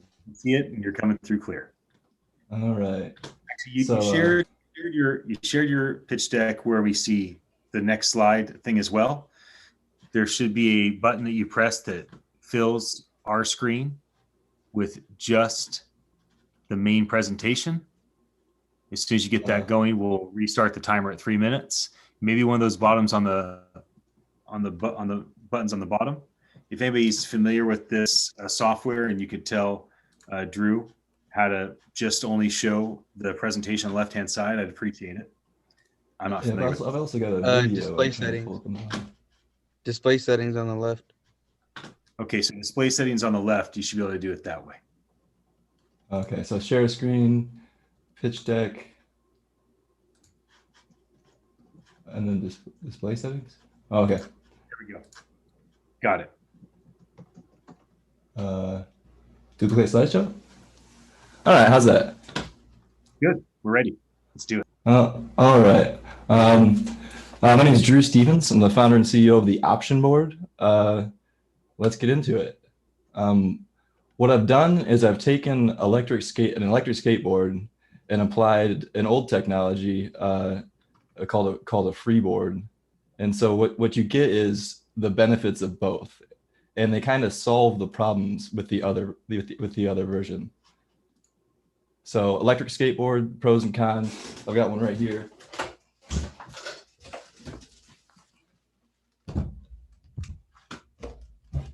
But you kind of get the gist. It's a skateboard, you've got a wireless remote, you've got a throttle, you've got brakes. Unfortunately, your brakes are the motors. So there's a lot of different points of failure. And if you're going down a hill relying on those motors to stop you and something happens, it's a really scary situation to be in. It's happened to me personally like 3 different times with 3 different points of failure. And then you've got the Freeboard. So as you can see, I don't know if you guys can see me as well, but the Freeboard, it adds 2 center wheels. So what effectively does is gives you less of a contact patch that you can control. So what it does is it makes you pretty much snowboard on pavement. But the thing is, it only really works going down hills. You can't really push around on the thing. You end up like walking around with the board. There's really cool videos online of people riding Freeboards, but what they don't show you is everything but the downhill. And there's usually like a van that picks these guys up at the bottom and brings them back to the top of the hill and stuff, which I don't know about you guys, but I don't really have any friends that are willing to drive around in a van and take me up hills. So what I've done is combine the two. And so this is a really early prototype. So don't judge the shoelace and poor welds. But what you can do is with a wireless remote, you can, I don't know if you guys can see this, you can probably hear it. So the actuator actually pushes these center wheels into position and then puts them away when you're done. So you can ride around an electric skateboard, get to, let's say, the top of a hill, and then hit a button, you pretty much turn into a freeboard. And then you get all the benefits of freeboarding, which is like speed control through sliding and stuff, which doesn't rely on a device to slow you down or motors. It's a separate circuit too. So it's like it's a layer of redundancy to slow yourself down, and it's a way to just have more fun, because just riding down a hill on an electric skateboard holding the brakes is not very fun, and it's scary if you're worried about something going wrong. I guess that's the time. Thanks, guys. Well, I'm excited about your company personally. I ride a one wheel almost every single day. I've been skateboarding my whole life. The idea of what you've put together is great. Where are you at currently? What is the next step? Because if you can help us understand where you're at and what the next step is, then potentially the panelists of investors or the community that are here can help you. So it sounds like you have a prototype. So what's next? So the next step is getting a rideable prototype, and that way I can justify all these claims, like that it's safer, that it works how it's supposed to. But in an ideal situation, once I get a good working prototype, the thing is there's so many different things to work out right now. With roll resistance because of motors that aren't on a normal freeboard, there's considerations there. What I'm going to do with this first one is go four-wheel drive, so there's consistent roll resistance on all four wheels.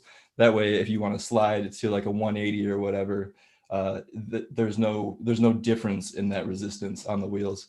So mainly I need to figure out the best iteration of it, and then I can start working on production methods, getting in contact with people who know manufacturers and things like that. Great. Lauren, you want to jump in, followed by Zach?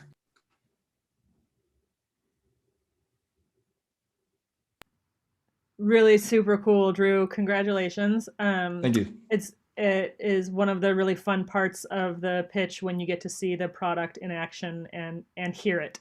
So that was really cool. Thank you. Where do you feel like your best options for distribution of this kind of a product would be? Are you thinking in stores, online?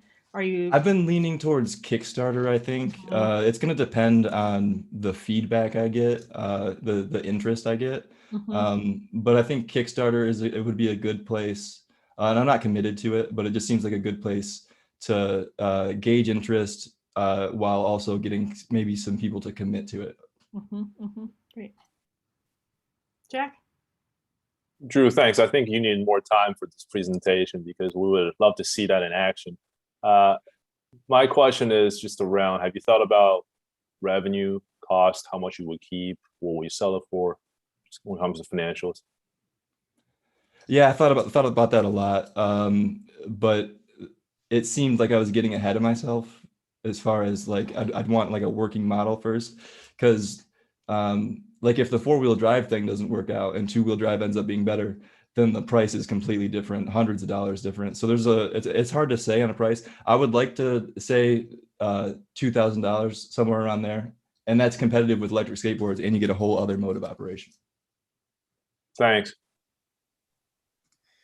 Before we go to the next presenter, I'll say one thing to you, Drew. There's so many electric skateboard companies that have had just an abundance of incredible talent that have come through, advisors and employees.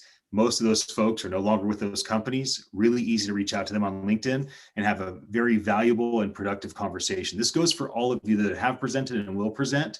But I'll just say specifically, Drew, for this industry, you can access incredible intelligence and experience just by doing outreach. Thanks for presenting. And I'd love to ride your prototype one day. Me you too. let me- One day. let me know when it can happen. Okay, we're ready for the next presentation.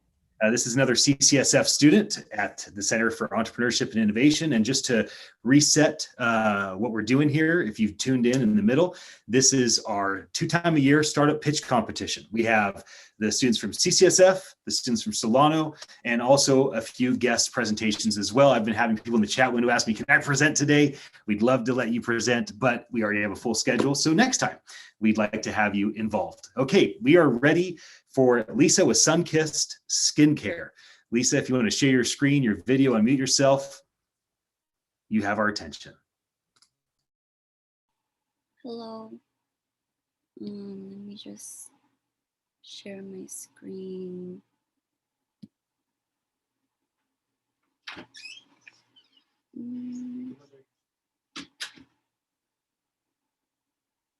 Can you guys see this?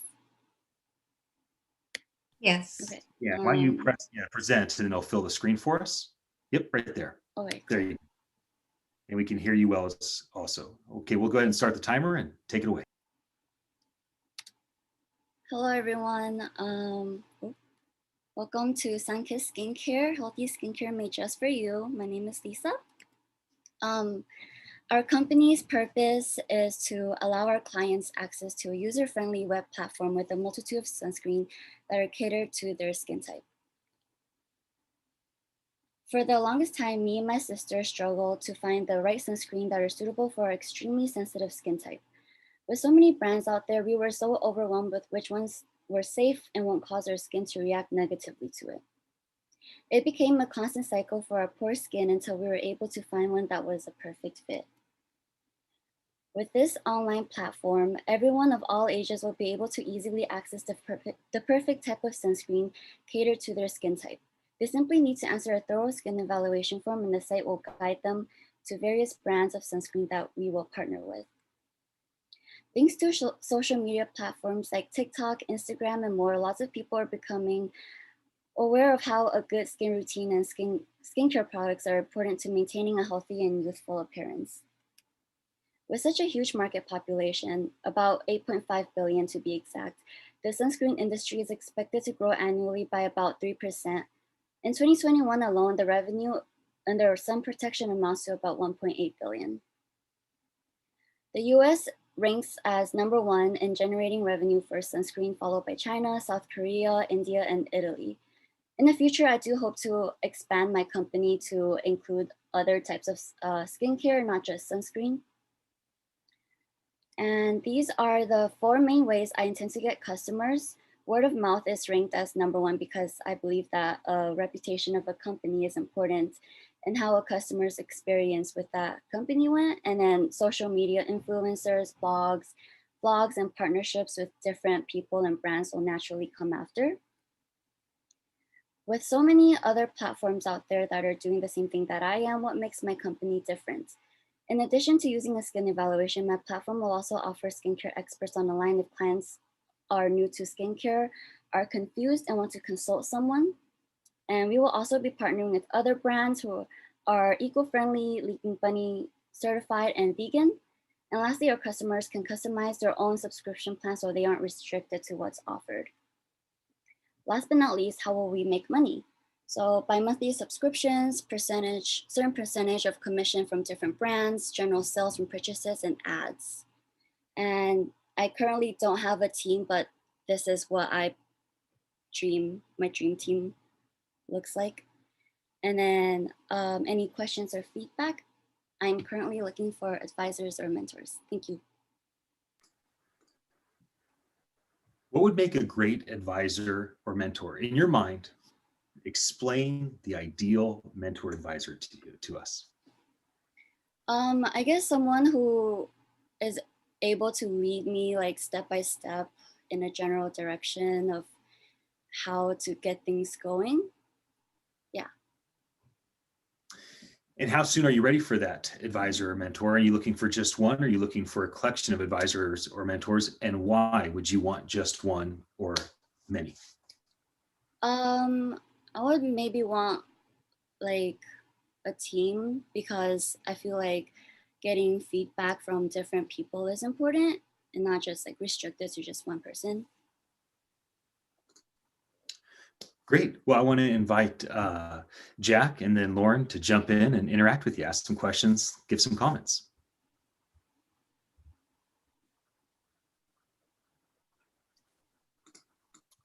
Thanks, Lisa. I thought that was interesting to see the different numbers you highlight between the countries. Have you gotten any feedback from whether it's friends or family on what you're doing, just in terms of what they thought of you versus, obviously the typical brands that you see out there in stores? I did consult with a friend about this potential website, and they thought that the most important thing was like having the website be user friendly, because if it's not, then that will deter people from wanting to use it. But I haven't asked anyone else. Okay, thanks. Lisa, can you talk more about the competition in terms of what your specific demographic or your target demographic is already using, not necessarily the kind of other platforms out there? What would you be kind of replacing, and how do you think of yourself as being a better value? Well, I feel like there's a lot of other sunscreen brands out there, obviously, but I do want to, instead of looking at them as a competition, I want to maybe partner with them and see if we can, cooperate with each other and be able to generate revenue that way. Okay, thank you. Mm-hmm.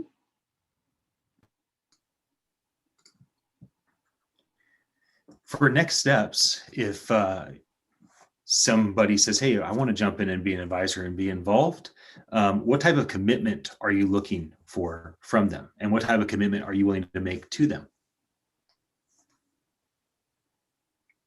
Sorry, was that for me? Yeah, I was just asking, but we're also out of time. So that's a question to think about. We're going to move on to the next presenter. Thank you for presenting, and excited about you creating a product for yourself and for others that need something similar.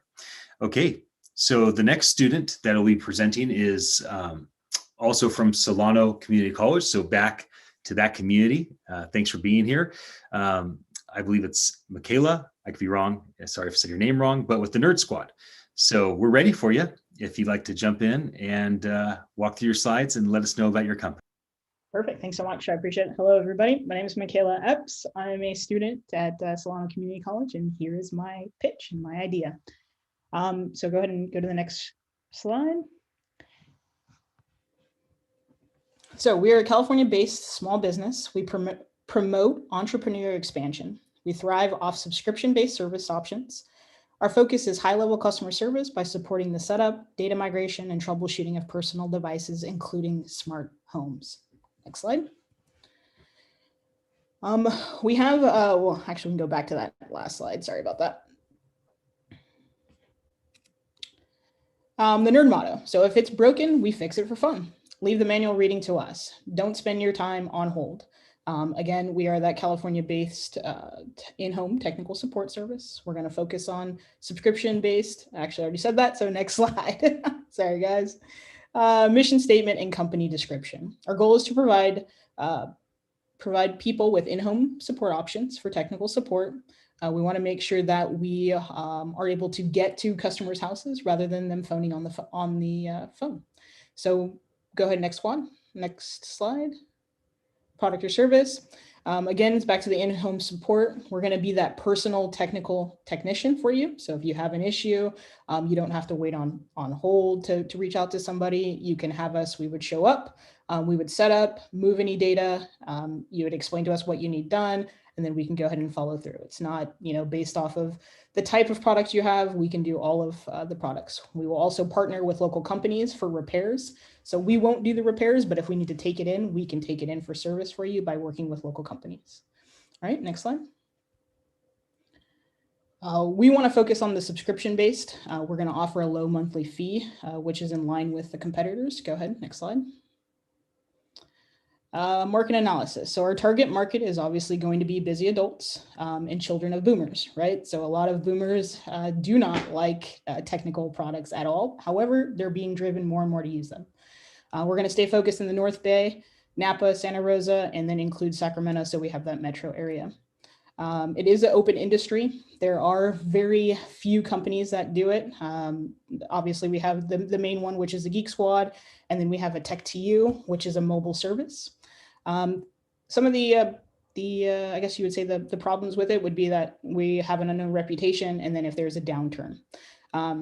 Market mix, we're going to use subscriptions, individual incidents as well.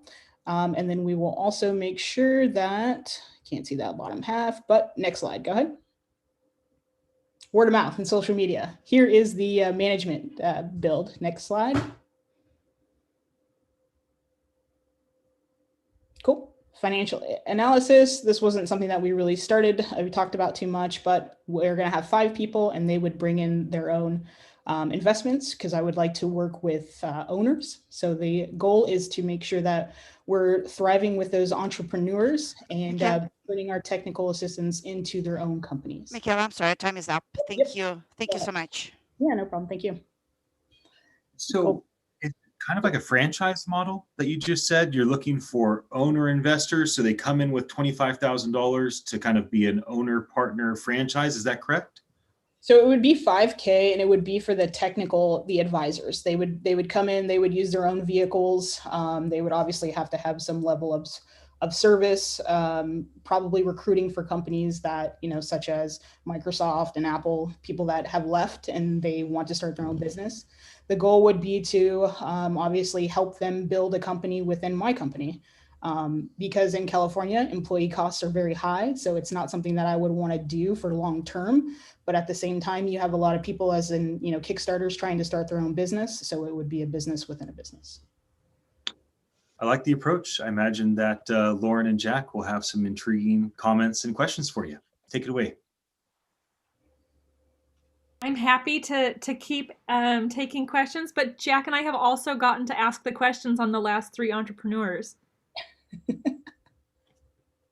But Michaela, I have so many questions, and I think it's super cool. That must be because I must have skipped our other judges, Jesse and Isabel. So would the 2 of you please jump in? I just got confused looking at the sheet. No worries. Hi, Michaela. Thanks for your presentation.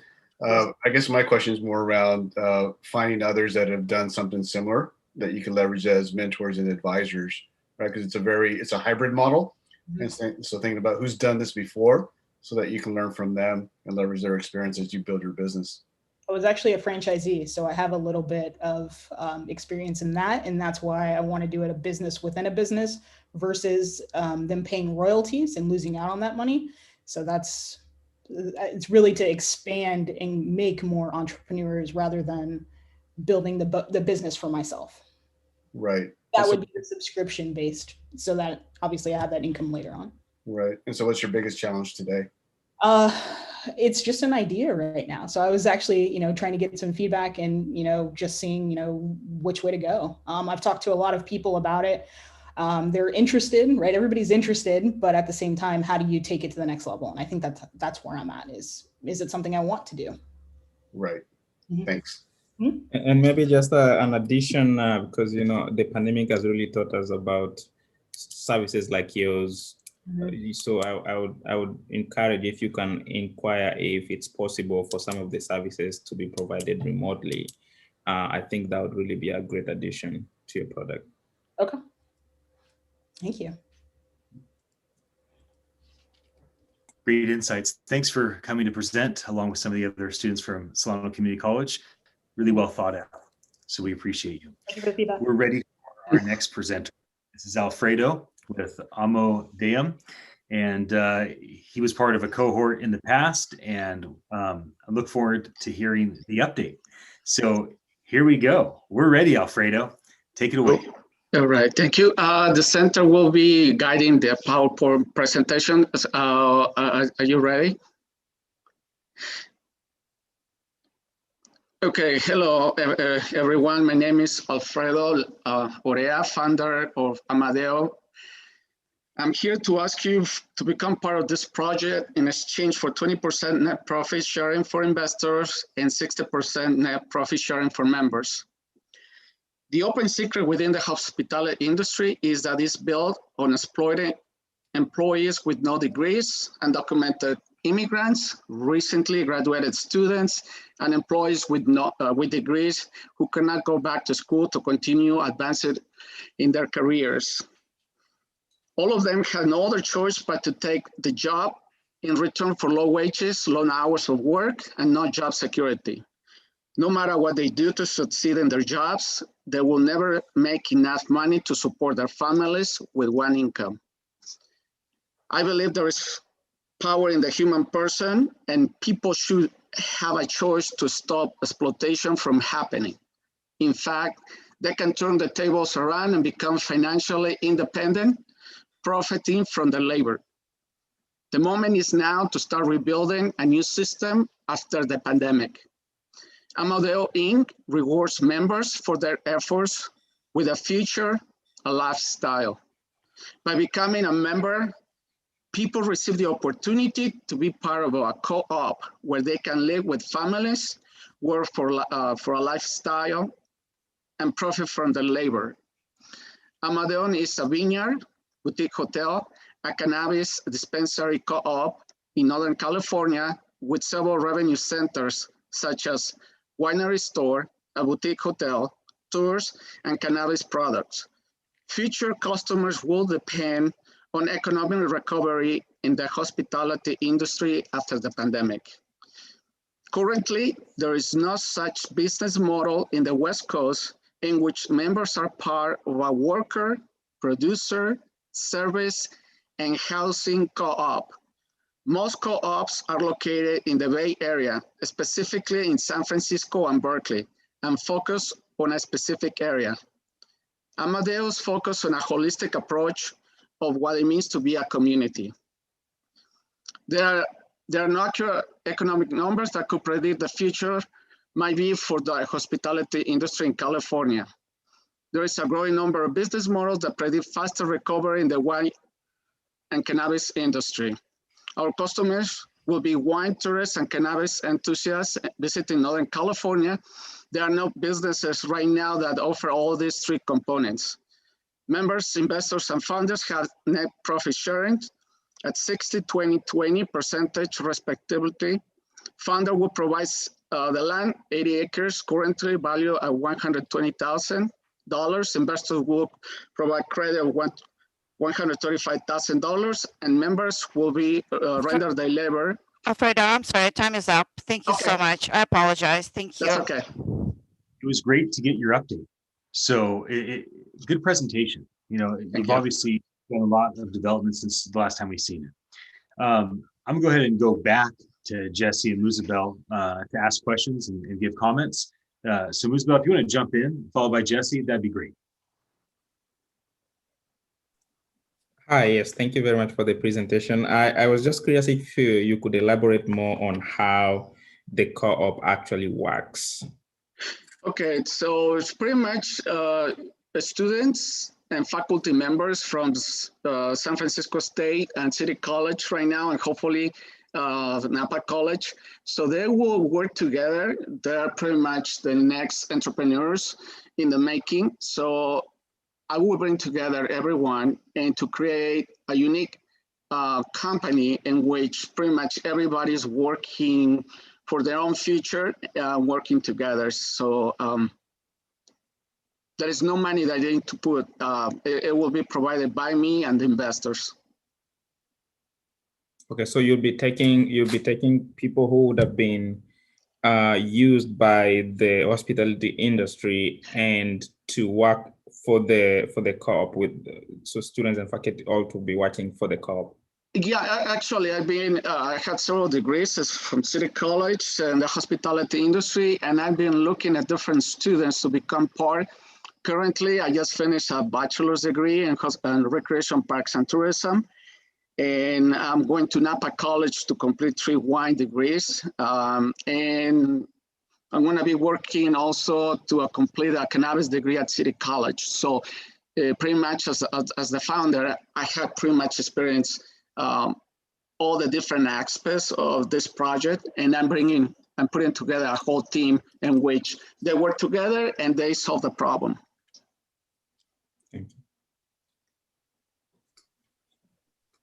That's great, Alfredo. And so where are you as far as like an official launch? What's your projected launch time? Okay, right now the real estate market in California is really, really hot, and investors have been buying land like crazy. So I'm just waiting. By next year, early spring, that's when I want to acquire the land, and that will be provided by me. Okay. Is there an opportunity to partner with a nonprofit up in the North Bay? The possibilities are endless, so it will depend on the team working together. Okay, thank you. Yeah. Wonderful. Great answers to the questions that you were just throwing. Okay, we're ready for our next presenter. And this is Audrey with Coffee on the Go, another one of the students from Solano Community College. Thank you for being here. And we are ready for you. Good afternoon, everybody. Be nice if I share.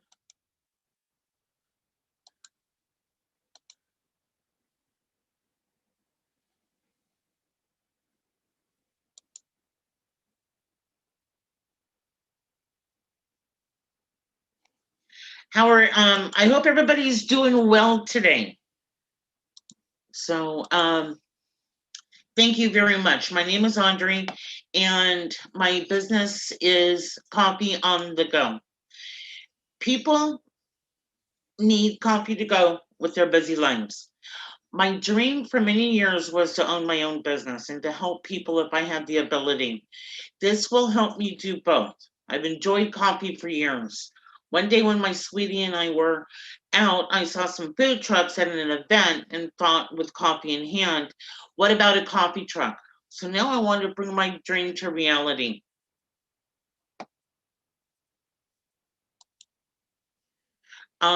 Is my video showing? Yes? Okay. Yes.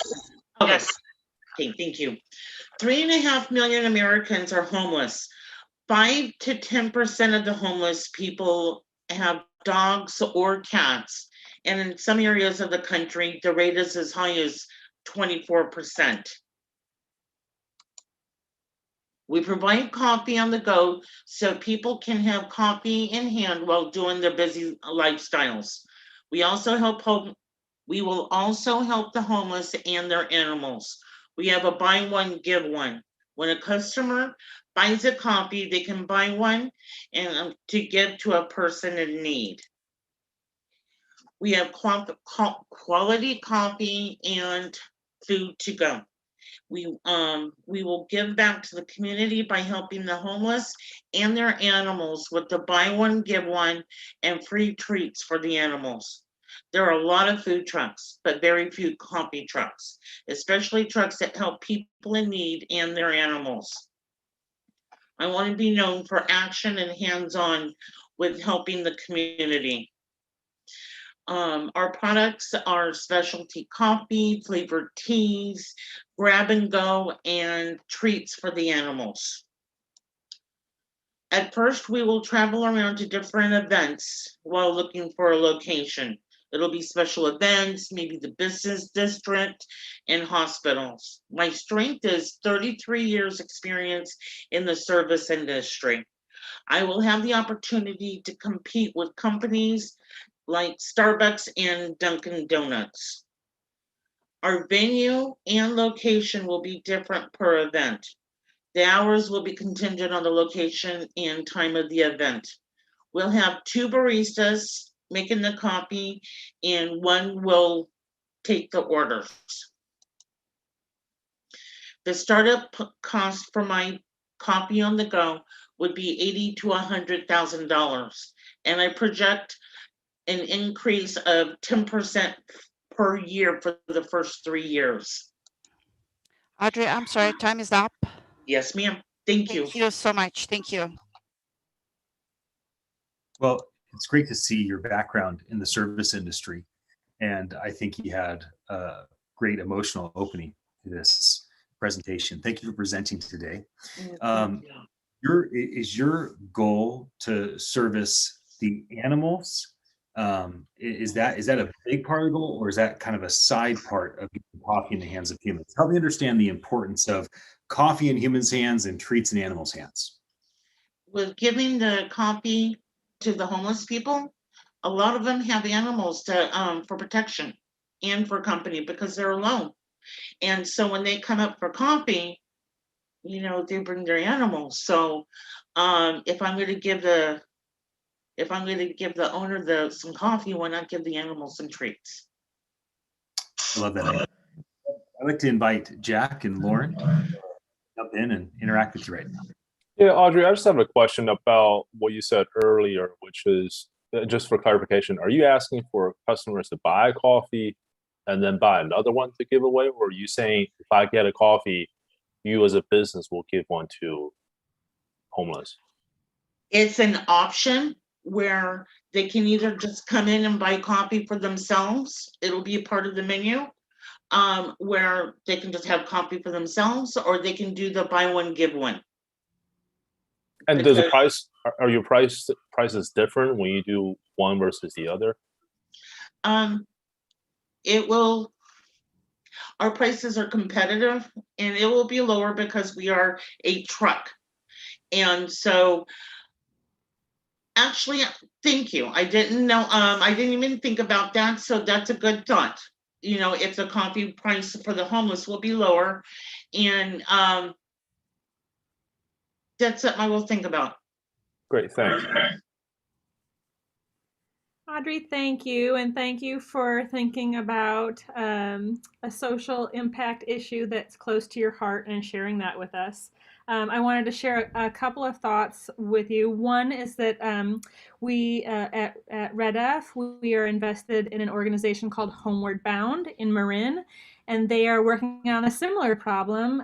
They have a social impact company that employs people navigating homelessness to make dog treats. So there might be some symbiosis there. I recommend checking them out. The other thing is maybe related to what Jack brought up, and that's the challenge of the buy one, give one model and the dependency that sometimes creates on the part of the people that you intend to serve.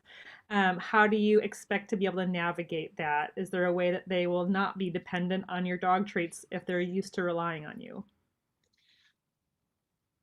This is where I will be looking into that, and also, excuse me, I will be hiring probably a couple of people to be outside for the social gathering. I don't know what the right word would be, but to where that there wouldn't be so dependent on, okay, Audrey's coming here with her coffee trunk, let's go. You know, there was a concern. Thank you, Audrey. Thank you so much. Time is up. Thank you so much. Okay, Audrey, thank you. Holly with Adventures Heal. We are ready for you. I can see your screen. So, and it looks like you're unmuted. Here's your presentation. I like it. Mountains in a Heart. Hey everybody, my name's Holly. My pronouns are she, her, and I'm thrilled to introduce you to my idea for a nonprofit startup called Adventures Heal. Next slide, please. Our mission is to facilitate personal growth and belonging for bereaved adults through fun, challenging group wilderness expeditions. Next slide, please. People are grieving and people are socially isolated, and people also need breaks from technology. Next slide, please. When someone enrolls on an expedition with us, they will join a group of other people who've experienced significant loss and are actively engaged in their healing process. The combination of unplugged time in nature, intentional community, and life-affirming adventure is an unparalleled way to reset your spirit. Next slide, please. The moment is now. COVID-19 has had an unfathomable death toll, and it has separated us from the rituals, community, and travel we rely on to find joy through grief. Also, over half of remote workers are struggling with loneliness, missing community, or not being able to unplug. For those of us who are grieving on top of all that, Adventures Heal offers the antidote. Next slide, please.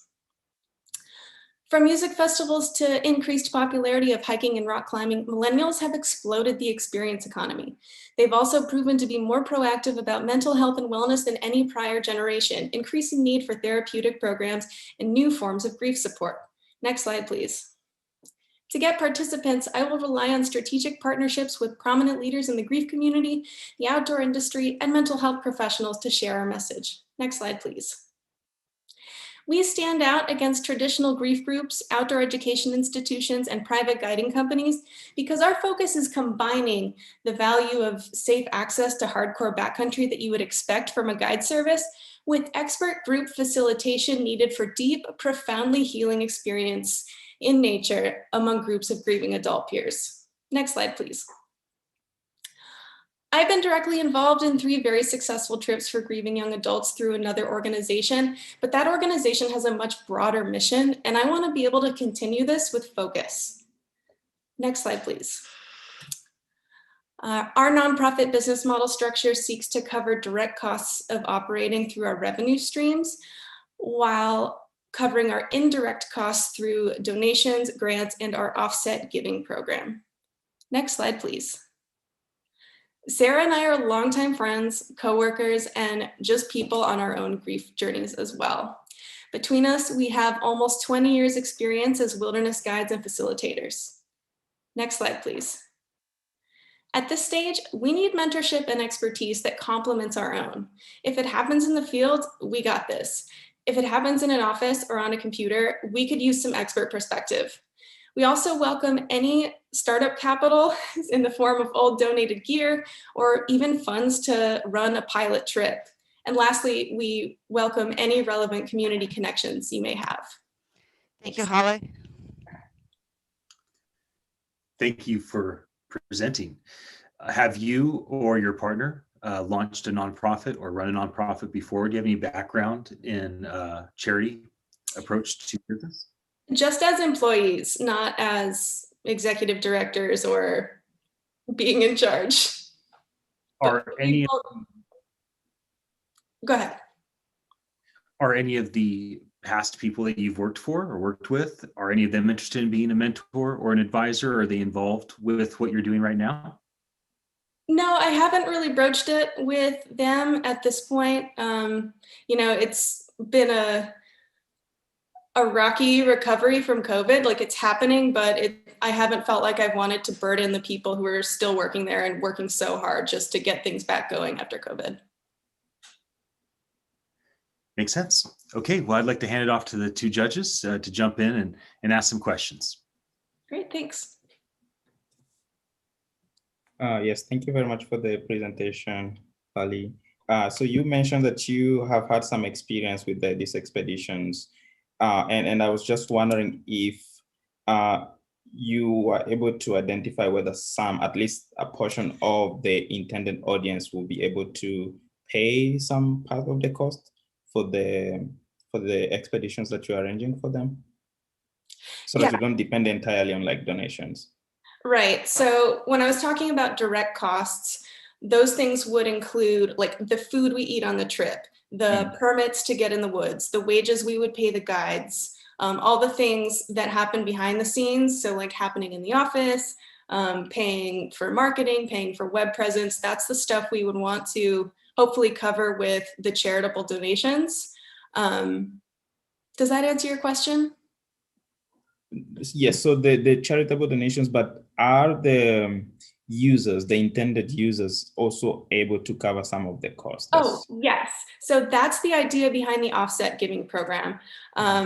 So for folks who are able to pay a sort of tuition to go, we would have a sliding scale set up. And then for the offset giving program, if they're able to pay more to offset the cost for somebody else who cannot pay as much, we would invite that.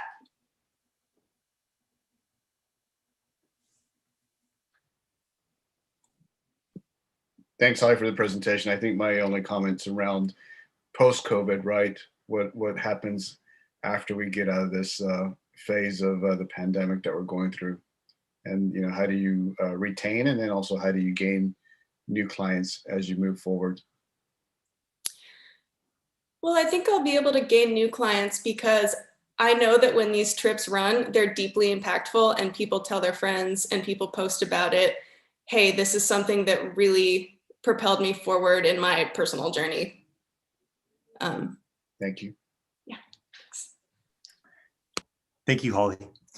We are now ready for the next presentation. This is our third and final guest presenter, and Kaylee with Kiwi Art Collection. We'd love to hear from you. Thank you. Let me share my screen and then we'll get started. Can you hear me? Yes, we can. And your presentation looks, go ahead. Great, thank you. Have you ever felt so overwhelmed with your job, school, self-care that you just didn't know how you're going to manage it all? Hi, I'm Kaylee Coons, a student at Washington State University, the founder of Kiwi Art Collection. Over the past year as a student, I realized that planners didn't fit all my needs academically and as an individual. I just couldn't keep trying to cut my life in a generic planner that provided one daily box to help organize all of the stress, which led me to wonder, why weren't there academic planners that took in consideration of the student in a classroom and as an individual? Gen Z was reported with the highest level of stress with a 6.1 out of 10 since the closing of schools. 52% of students are less motivated to do schoolwork, 45% are struggling focusing on homework, and the level of stress has increased by 43%. Planning 10 minutes a day can actually save you up to 2 hours. However, generic planners with just basic weekly and monthly spreads leave no personal touch or guidance to help individuals overcome the overwhelmness. That's why with Kiwi Art Collection, I create academic planners that are handwritten and hand-drawn, personalized to the student's lifestyle in and outside the classroom. To see the planner layout, you can scan the QR code on this slide or the next. These planners are broken down with over 40 personalization choices geared towards academics, productivity, reflection, creativity, and health. Choose your planner color, then select up to 96 personalizations to help keep you focused on you.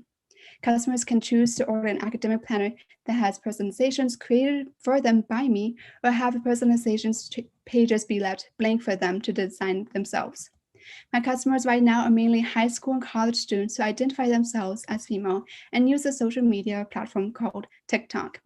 This is my 5-year plan, expanding the business from academic planners to selling them in college bookstores and creating teacher, wedding, parenting planners, and more. Here is an overview of the total addressable market for all the categories of my business. The stationery product market is estimated to be worth $128.5 billion by 2025. In the past few years, daily planner sales have reached $342.7 million, and they continue to rise. The competition here is made of businesses who also sell bullet journal style planners. Here are my 3-year financial projections with the first 7 months of almost $49,000. I am seeking mentors and connections to college bookstores. We are students, educators, parents, and partners, and workers with a million and one things to do, but we're also human too. You deserve a planner that isn't generic, but helps focus on aspects you want to prioritize and who you want to become. Thank you.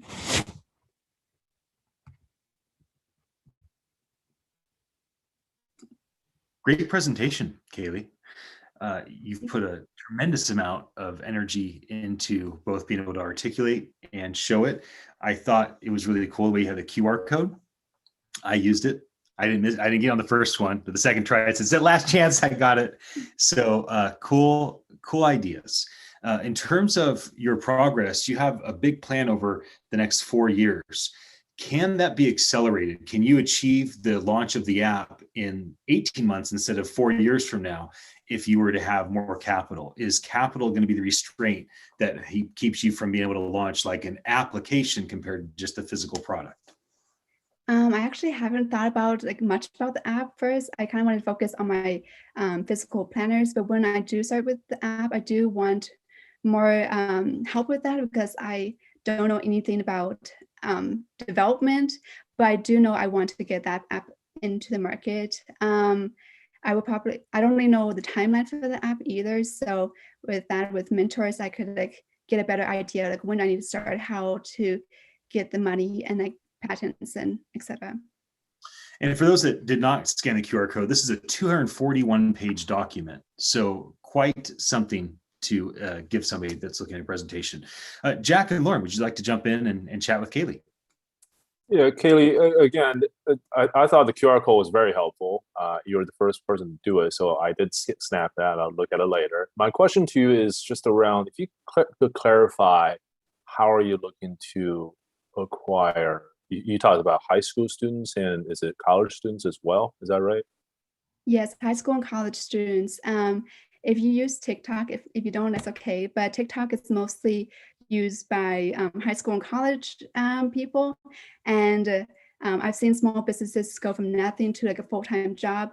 A lot of people on TikTok, probably too much time on TikTok, but I can definitely use that app to propel my business to go like further. Great, thanks. Hi, Kaylee. Thanks so much. I have a question around the name of the company and the relationship between the name of the company and planners. Can you help me draw that connection a little more clearly? Yes. So I'm adopted and my brother's also adopted. When he came home from China, he couldn't pronounce my name, which is Kaylee, and he would used to call me Kiwi. So it's like a little nickname. And then also with collection, that's because I wanted a variety of planners and stationery products. I could have called it like Kiwi art planners, but then that would have just like limited me just to planners. And I wanted a broad set of stationery products. Okay, got it. So it's going to include more than planners. The stationery products and other parts of the products will be a big part of the feature set too. Okay, now I get it. Thank you. You're welcome. Fun story about your sister, and I think something worth sharing early on in the presentation, as it's very endearing. Thank you for presenting today, and we're ready for our next presenter, who is our last presenter from Solano Community College with the company Better Eye Clinic. We're ready for you.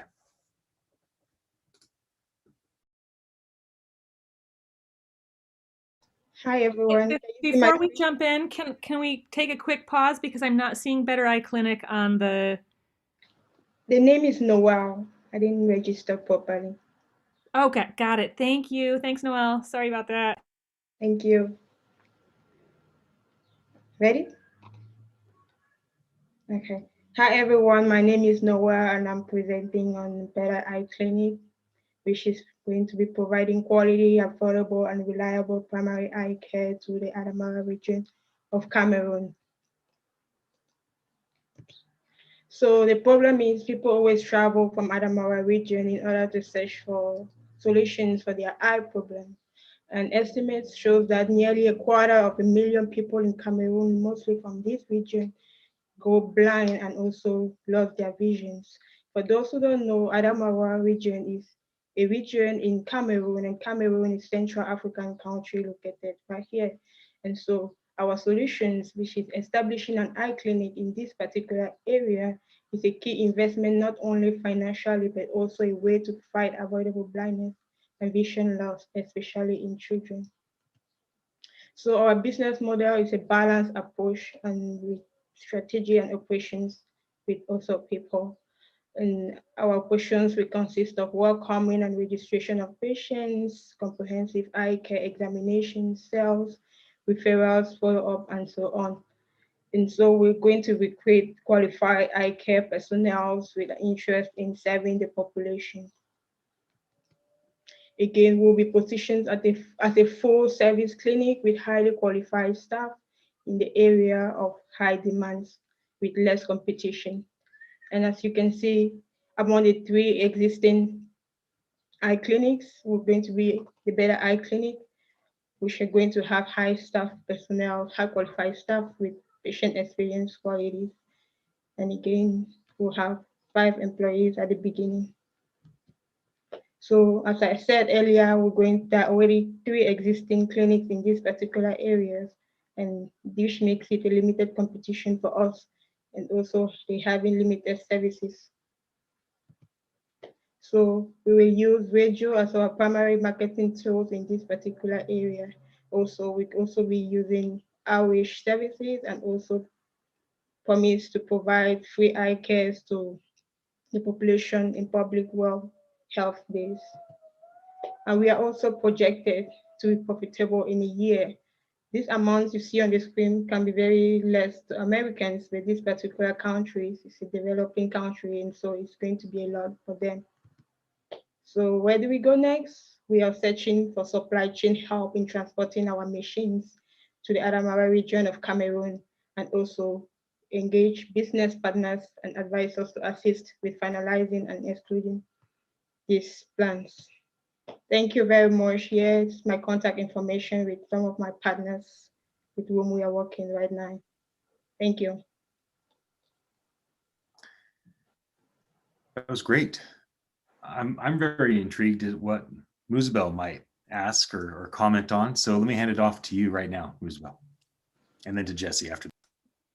Hi, Noel. Yes, thank you very much. This is really a great presentation. I think, I can relate to the problem with the lack of eye clinics, especially with the proximity and quality eye doctors. So I think the fact that you are bridging these two issues is really great. I just have two questions here. One is, are you planning to build like clinics or eye centers and then bring eye doctors to these clinics, or are you planning for something mobile that will reach people in different locations at different times? And you also put there, your estimate earnings, but I didn't kind of understand how will you earn that money? Are people going to be paying? Do you know how much they can afford and all that? Yeah, so right now we already identified a particular location where we want to be. It's like we rented a 5-bedroom house and we modeled it in order to suit it to be like a clinical setup type of things. And so yeah, it's just starting up that way. In the future, we hope to make it bigger and even train personnel for that. As for the payments, we'll start up with 5 employees, which are going to include the ophthalmic clinical officer, an optician, a nurse, a finance clerk, and a cleaning maintenance personnel. We already have the 2 first people, that is the ophthalmic clinical officer and an optician. These 3 people, the 3 remaining people they are available everywhere. We can always hire them. And yeah, for the payments, this is an underdeveloped country. And so just people can be paying consultation fees, a total of $5 US, but to them it's a lot of money and stuff like that. So for right now, we know they are paying $5 US, but we're going to make our own cheaper, like $3, in order to sell the population, since we know they can't afford it. And each time they travel to other places to get their eyes treated, they always like wait for so long because they can't afford to go right away when the problem starts. So bringing our markets close to the population and making it cheaper is going to make them to consult like very often at a low rate. Thank you. Thank you.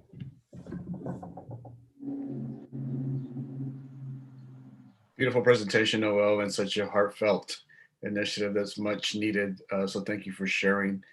I guess as we wrap up here, have you looked into Kiva and just strategic sources of funding?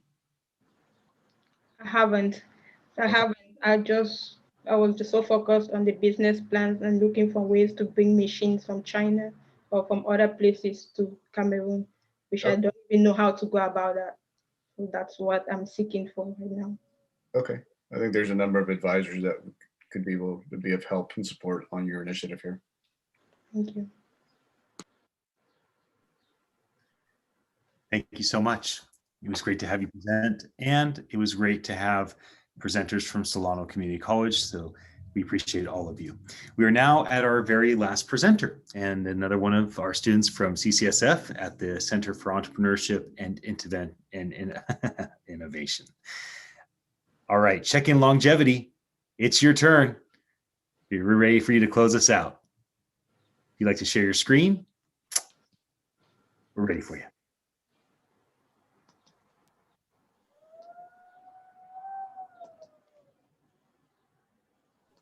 Have you ever been worried that you might have the coronavirus or even any disease or flus in general, but don't want to expose yourself by going out and getting tested? Hi, my name is Clemency Lowe, and I'm going to introduce everyone to a possible robot check-in monitor called Check-in Longevity, also known as the CL. The problem as to why I wanted to come up with the service is because many people are paranoid lately whenever they cough or sneeze, which is normal, but most people don't get tested because they don't want to expose themselves more by going outside. They are scared that they might spread it to others or simply just don't have the time to go and check it out for themselves. To fix this problem, I've come up with a solution to create the check-in longevity robot. This robot is not only compatible with Bluetooth and can be summoned by a button or a smartphone, but it also contains information on anything health-related. It is a voice-activated AI, which means once you call it, it will turn on automatically and scan 360 for any heat temperature in its surroundings. It will scan your entire body and tell you the results within a few minutes. This robot is built to save people's lives before they even knew that they needed saving. The CL not only provides professional information on health-related problems, but also knows emergency protocols and will call the police if they find no movements when scanning your body. Our starting value is $499, but it really depends on how well it does on the market.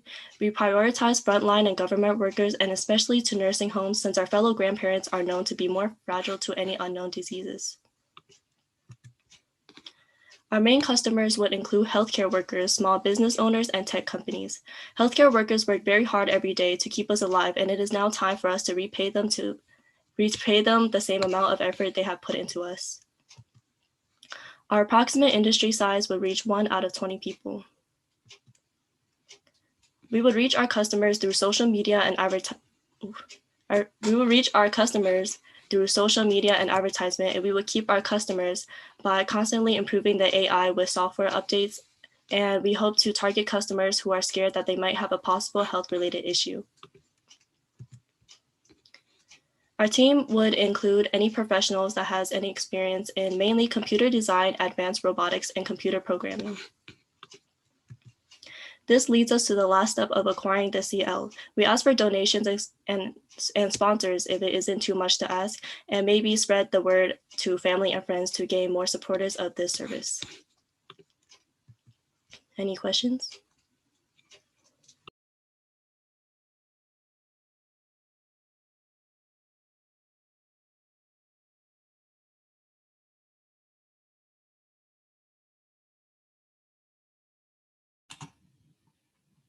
Did we all get frozen?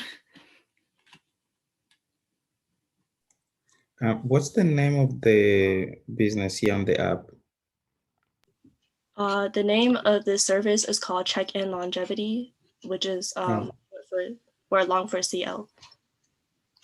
I think we have this on the app, Vivian. Oh, I'm sorry. That's okay. This is the last one, and we just have to add it. And unfortunately, once we activated the event, so I'm sorry, Clementine, but you would not be on the app, so I'm sorry. Fine. Potentially, Ian isn't able to access. Maybe we can just jump in with questions. Yeah, just jump in with questions. It was a technical thing, but great presentation. Thanks for wrapping us up. On to questions. Lauren, take it away. Followed by Jack. Thanks, Clementine. Can you tell us a little bit about your pricing strategy? I thought it seemed really like an amazing price, and then I saw that you were going to provide all of these updates regularly. That sounds like it's going to be really expensive for you all. How will you keep this product so affordable? The updates is really like free because the starting value is only $499. So once you purchase it, it comes with everything. It's like an Apple phone where you have to constantly download the software update, so which is free. Jack? Clementine, maybe just to piggyback off Lauren's question, are you looking to sell it to the homes, the nursing cares that you talked about earlier, or are you looking to sell it to individuals? I'm looking to sell it to frontline workers, government workers, and nursing homes for the elderly, because it's to scan people's body to see if they have any like previous diseases or any current disease or flus. So it would make it a lot easier to check.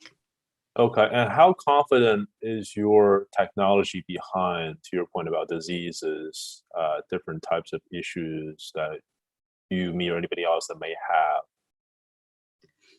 I am somewhat confident, but I really don't have the details to any small problems.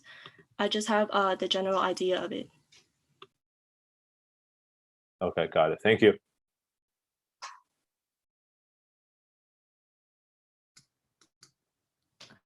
Great presentation. Thanks for putting that together. Sorry we didn't get you in the pre-app, but that's just a reminder that technology is not perfect, but it is here to serve us. But sometimes we have to get things in and get all ready for the event. To the panelists, thank you for presenting. Thank you for walking through the process of listening to all these 19 presentations, rating all of them, deciding where to place your capital. For all of you that are on Zoom, now would be a time to use your emoji thing and clap like Holly has. Everybody, you are being celebrated in our heart, even if we don't make noise for you.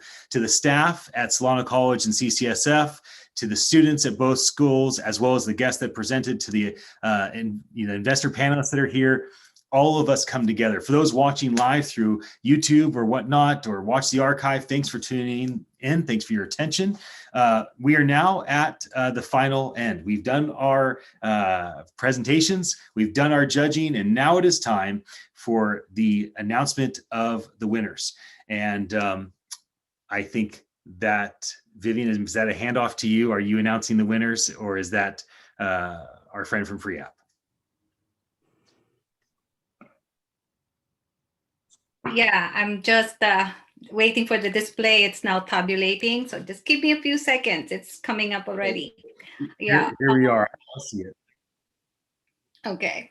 All right. And before we end, I guess our dean is here. Jesse, if you want to say our closing remarks before we announce the winners, and then we will open also the breakout room. Thank you, Vivian. Thank you all for joining today's business startup pitch competition. This is our third time on Zoom. It's been a great experience on Zoom. I think this is our sixth startup pitch competition at CCSF. And again, all of this is because Vivian has just been amazing. So really, thank you to all the students. Thank you to all the pitchers. Thank you to all the judges, Lauren, Jesse, Muzabel, Jack, Ian, and Ian. Thank you for being our extraordinary, MC. You've been great. You're so on point. Thank you so much for keeping us, moving as smoothly as possible. I always like to end with quotes. I'm a quote collector. For some of you who have heard me speak, I collect quotes. Yesterday, I joined a webinar on purpose and meaning from University of Michigan scholars and researchers. And I just wanted to share two quotes to sort of inspire you as aspiring entrepreneurs. So they were talking about meaning and purpose. What is your meaning in this world? What is your purpose? And and so on and so forth. So I just wanted to share something, and hopefully you get to reflect on it as well. So meaning is about your significance in this world. So your meaning are the things that makes you significant. Why? And what are you doing? Why are you here, right? It's your significance in this world. Your purpose stems for the aspirations that you deem important, that you deem significant. So again, if you have goals, that drives your purpose. But again, it goes back to your meaning of why your mission in life, right? And if it's something that's important to you, just like your idea that you're pitching, if it's something that moves you, if it's something that you're passionate about, there's no doubt, I have great confidence that you're going to manifest your ideas, your hopes, and your dreams. It's going to happen. And I think that's what's inspiring about listening to all your pitches, is that I hear your passion, I hear your enthusiasm, I just hear that spark, and it's really comforting for me to know that we are, in good hands in terms of the folks who are going to be the leaders, and the folks who are going to be the change agents, and you all are playing a role in that space. So thank you for wanting to be an entrepreneur. I'll close with another short quote. To find meaning, tinker. So the idea of tinkering, the idea of just playing, the idea of just doing something to tinker with your ideas, that's powerful, because sometimes we just don't allow ourselves to play. We do that as kids, but we don't do that as an adult, right? So sometimes it's good to just let your ideas tinker, and just tinker with your creativity, and tinker with all those things that you want to see happen in your life. Because ultimately, the more you tinker, the more you're going to find your purpose, the more you're going to be more conscientious of what drives you, and the more you're going to be able to, again, find your meaning in this world. So again, I just want to say thank you so much. I know I shared enough. I took up more time than I needed, but I will turn it back to Vivian. Again, thank you all for joining us tonight at 7:30. I know some of you have heard this at the beginning of the Zoom call on PBS, KVIE specifically tonight at 7:30. They're going to run a segment on Inside California Education. And the focus will be on aspiring entrepreneurs, and they will be featuring some of our previous students on this broadcast. So again, I'm just delighted that you are on this path with us, and I wish you much success in the future. Thank you so much, Jesse. And again, thank you very much for all of you who participated, and also those who joined us to watch. And of course, we have faculty from different departments. Thank you so much for joining us as well. And after the winners, I would also like the judges to share something, with participants today. But here comes the result. So I'm really, really excited. So remember, we have two set of winners. So the first one is from the judges, from the 5 judges we have today. So the first prize will receive the $500, and it goes to Adventures Hill. Yes. Second place is CS EdTech. Congratulations, Eres. And the third one is the Option Board. Drew, congratulations. All right, so you have to connect with us to claim the prize. And then we also have another set of winners for those who came from everyone in the room. So this is the audience or the crowd's favorite. So the first place goes to CS EdTech. We also have a gift certificate courtesy of our Strong Workforce Program. The Center for Entrepreneurship is funded by Strong Workforce Program. So please get in touch with us for that gift certificate. And the second place is Kiwi Art. And the third one, again, is Option Board. So congratulations to all the winners. Now, I'd like to turn it over to the judges to say your last or your parting words.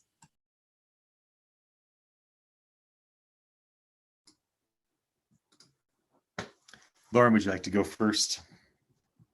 Sure, I just want to give a big shout out to everybody that pitched today. Thank you so much. What a whirlwind.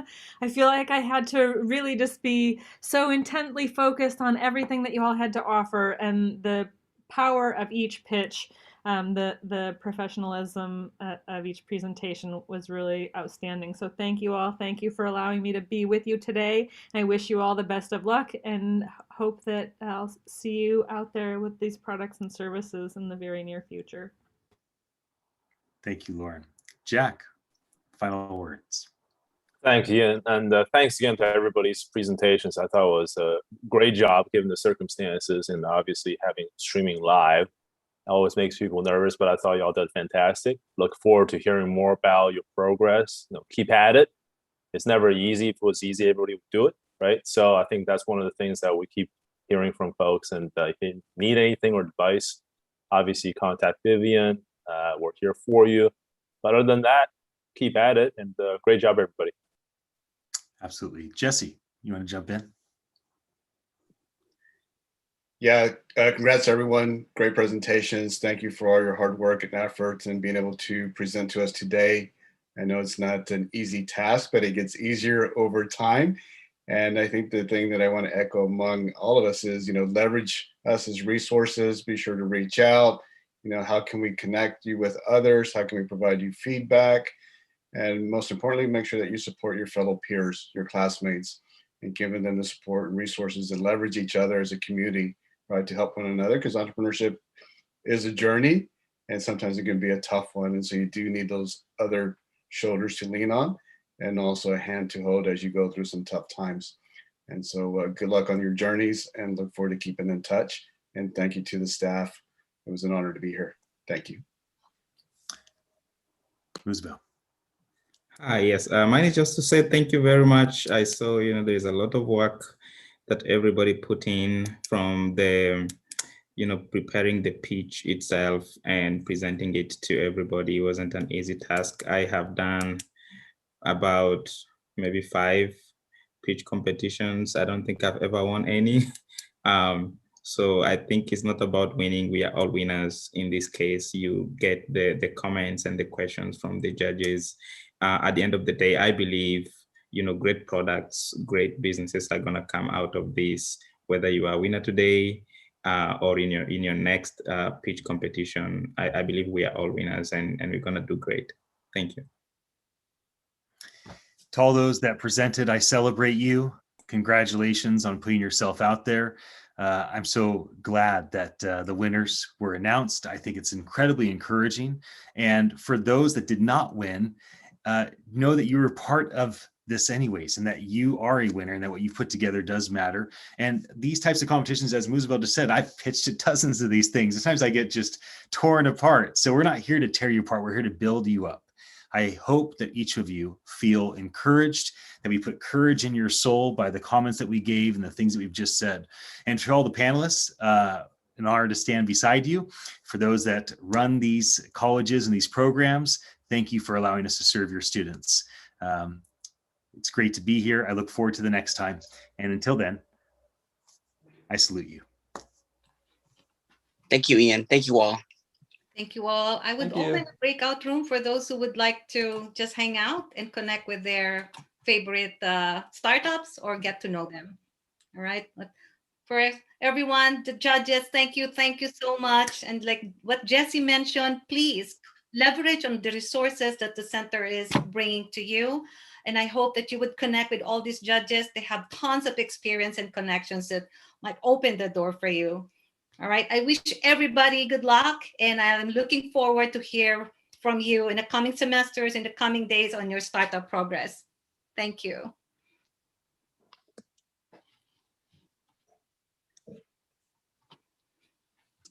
The breakout room, you can just choose which room you want to enter. All right. All the rooms are open, so you can just pick the, I guess, the names of the people or not, or the, I guess, the names of the startups. So please join the room if you would like to.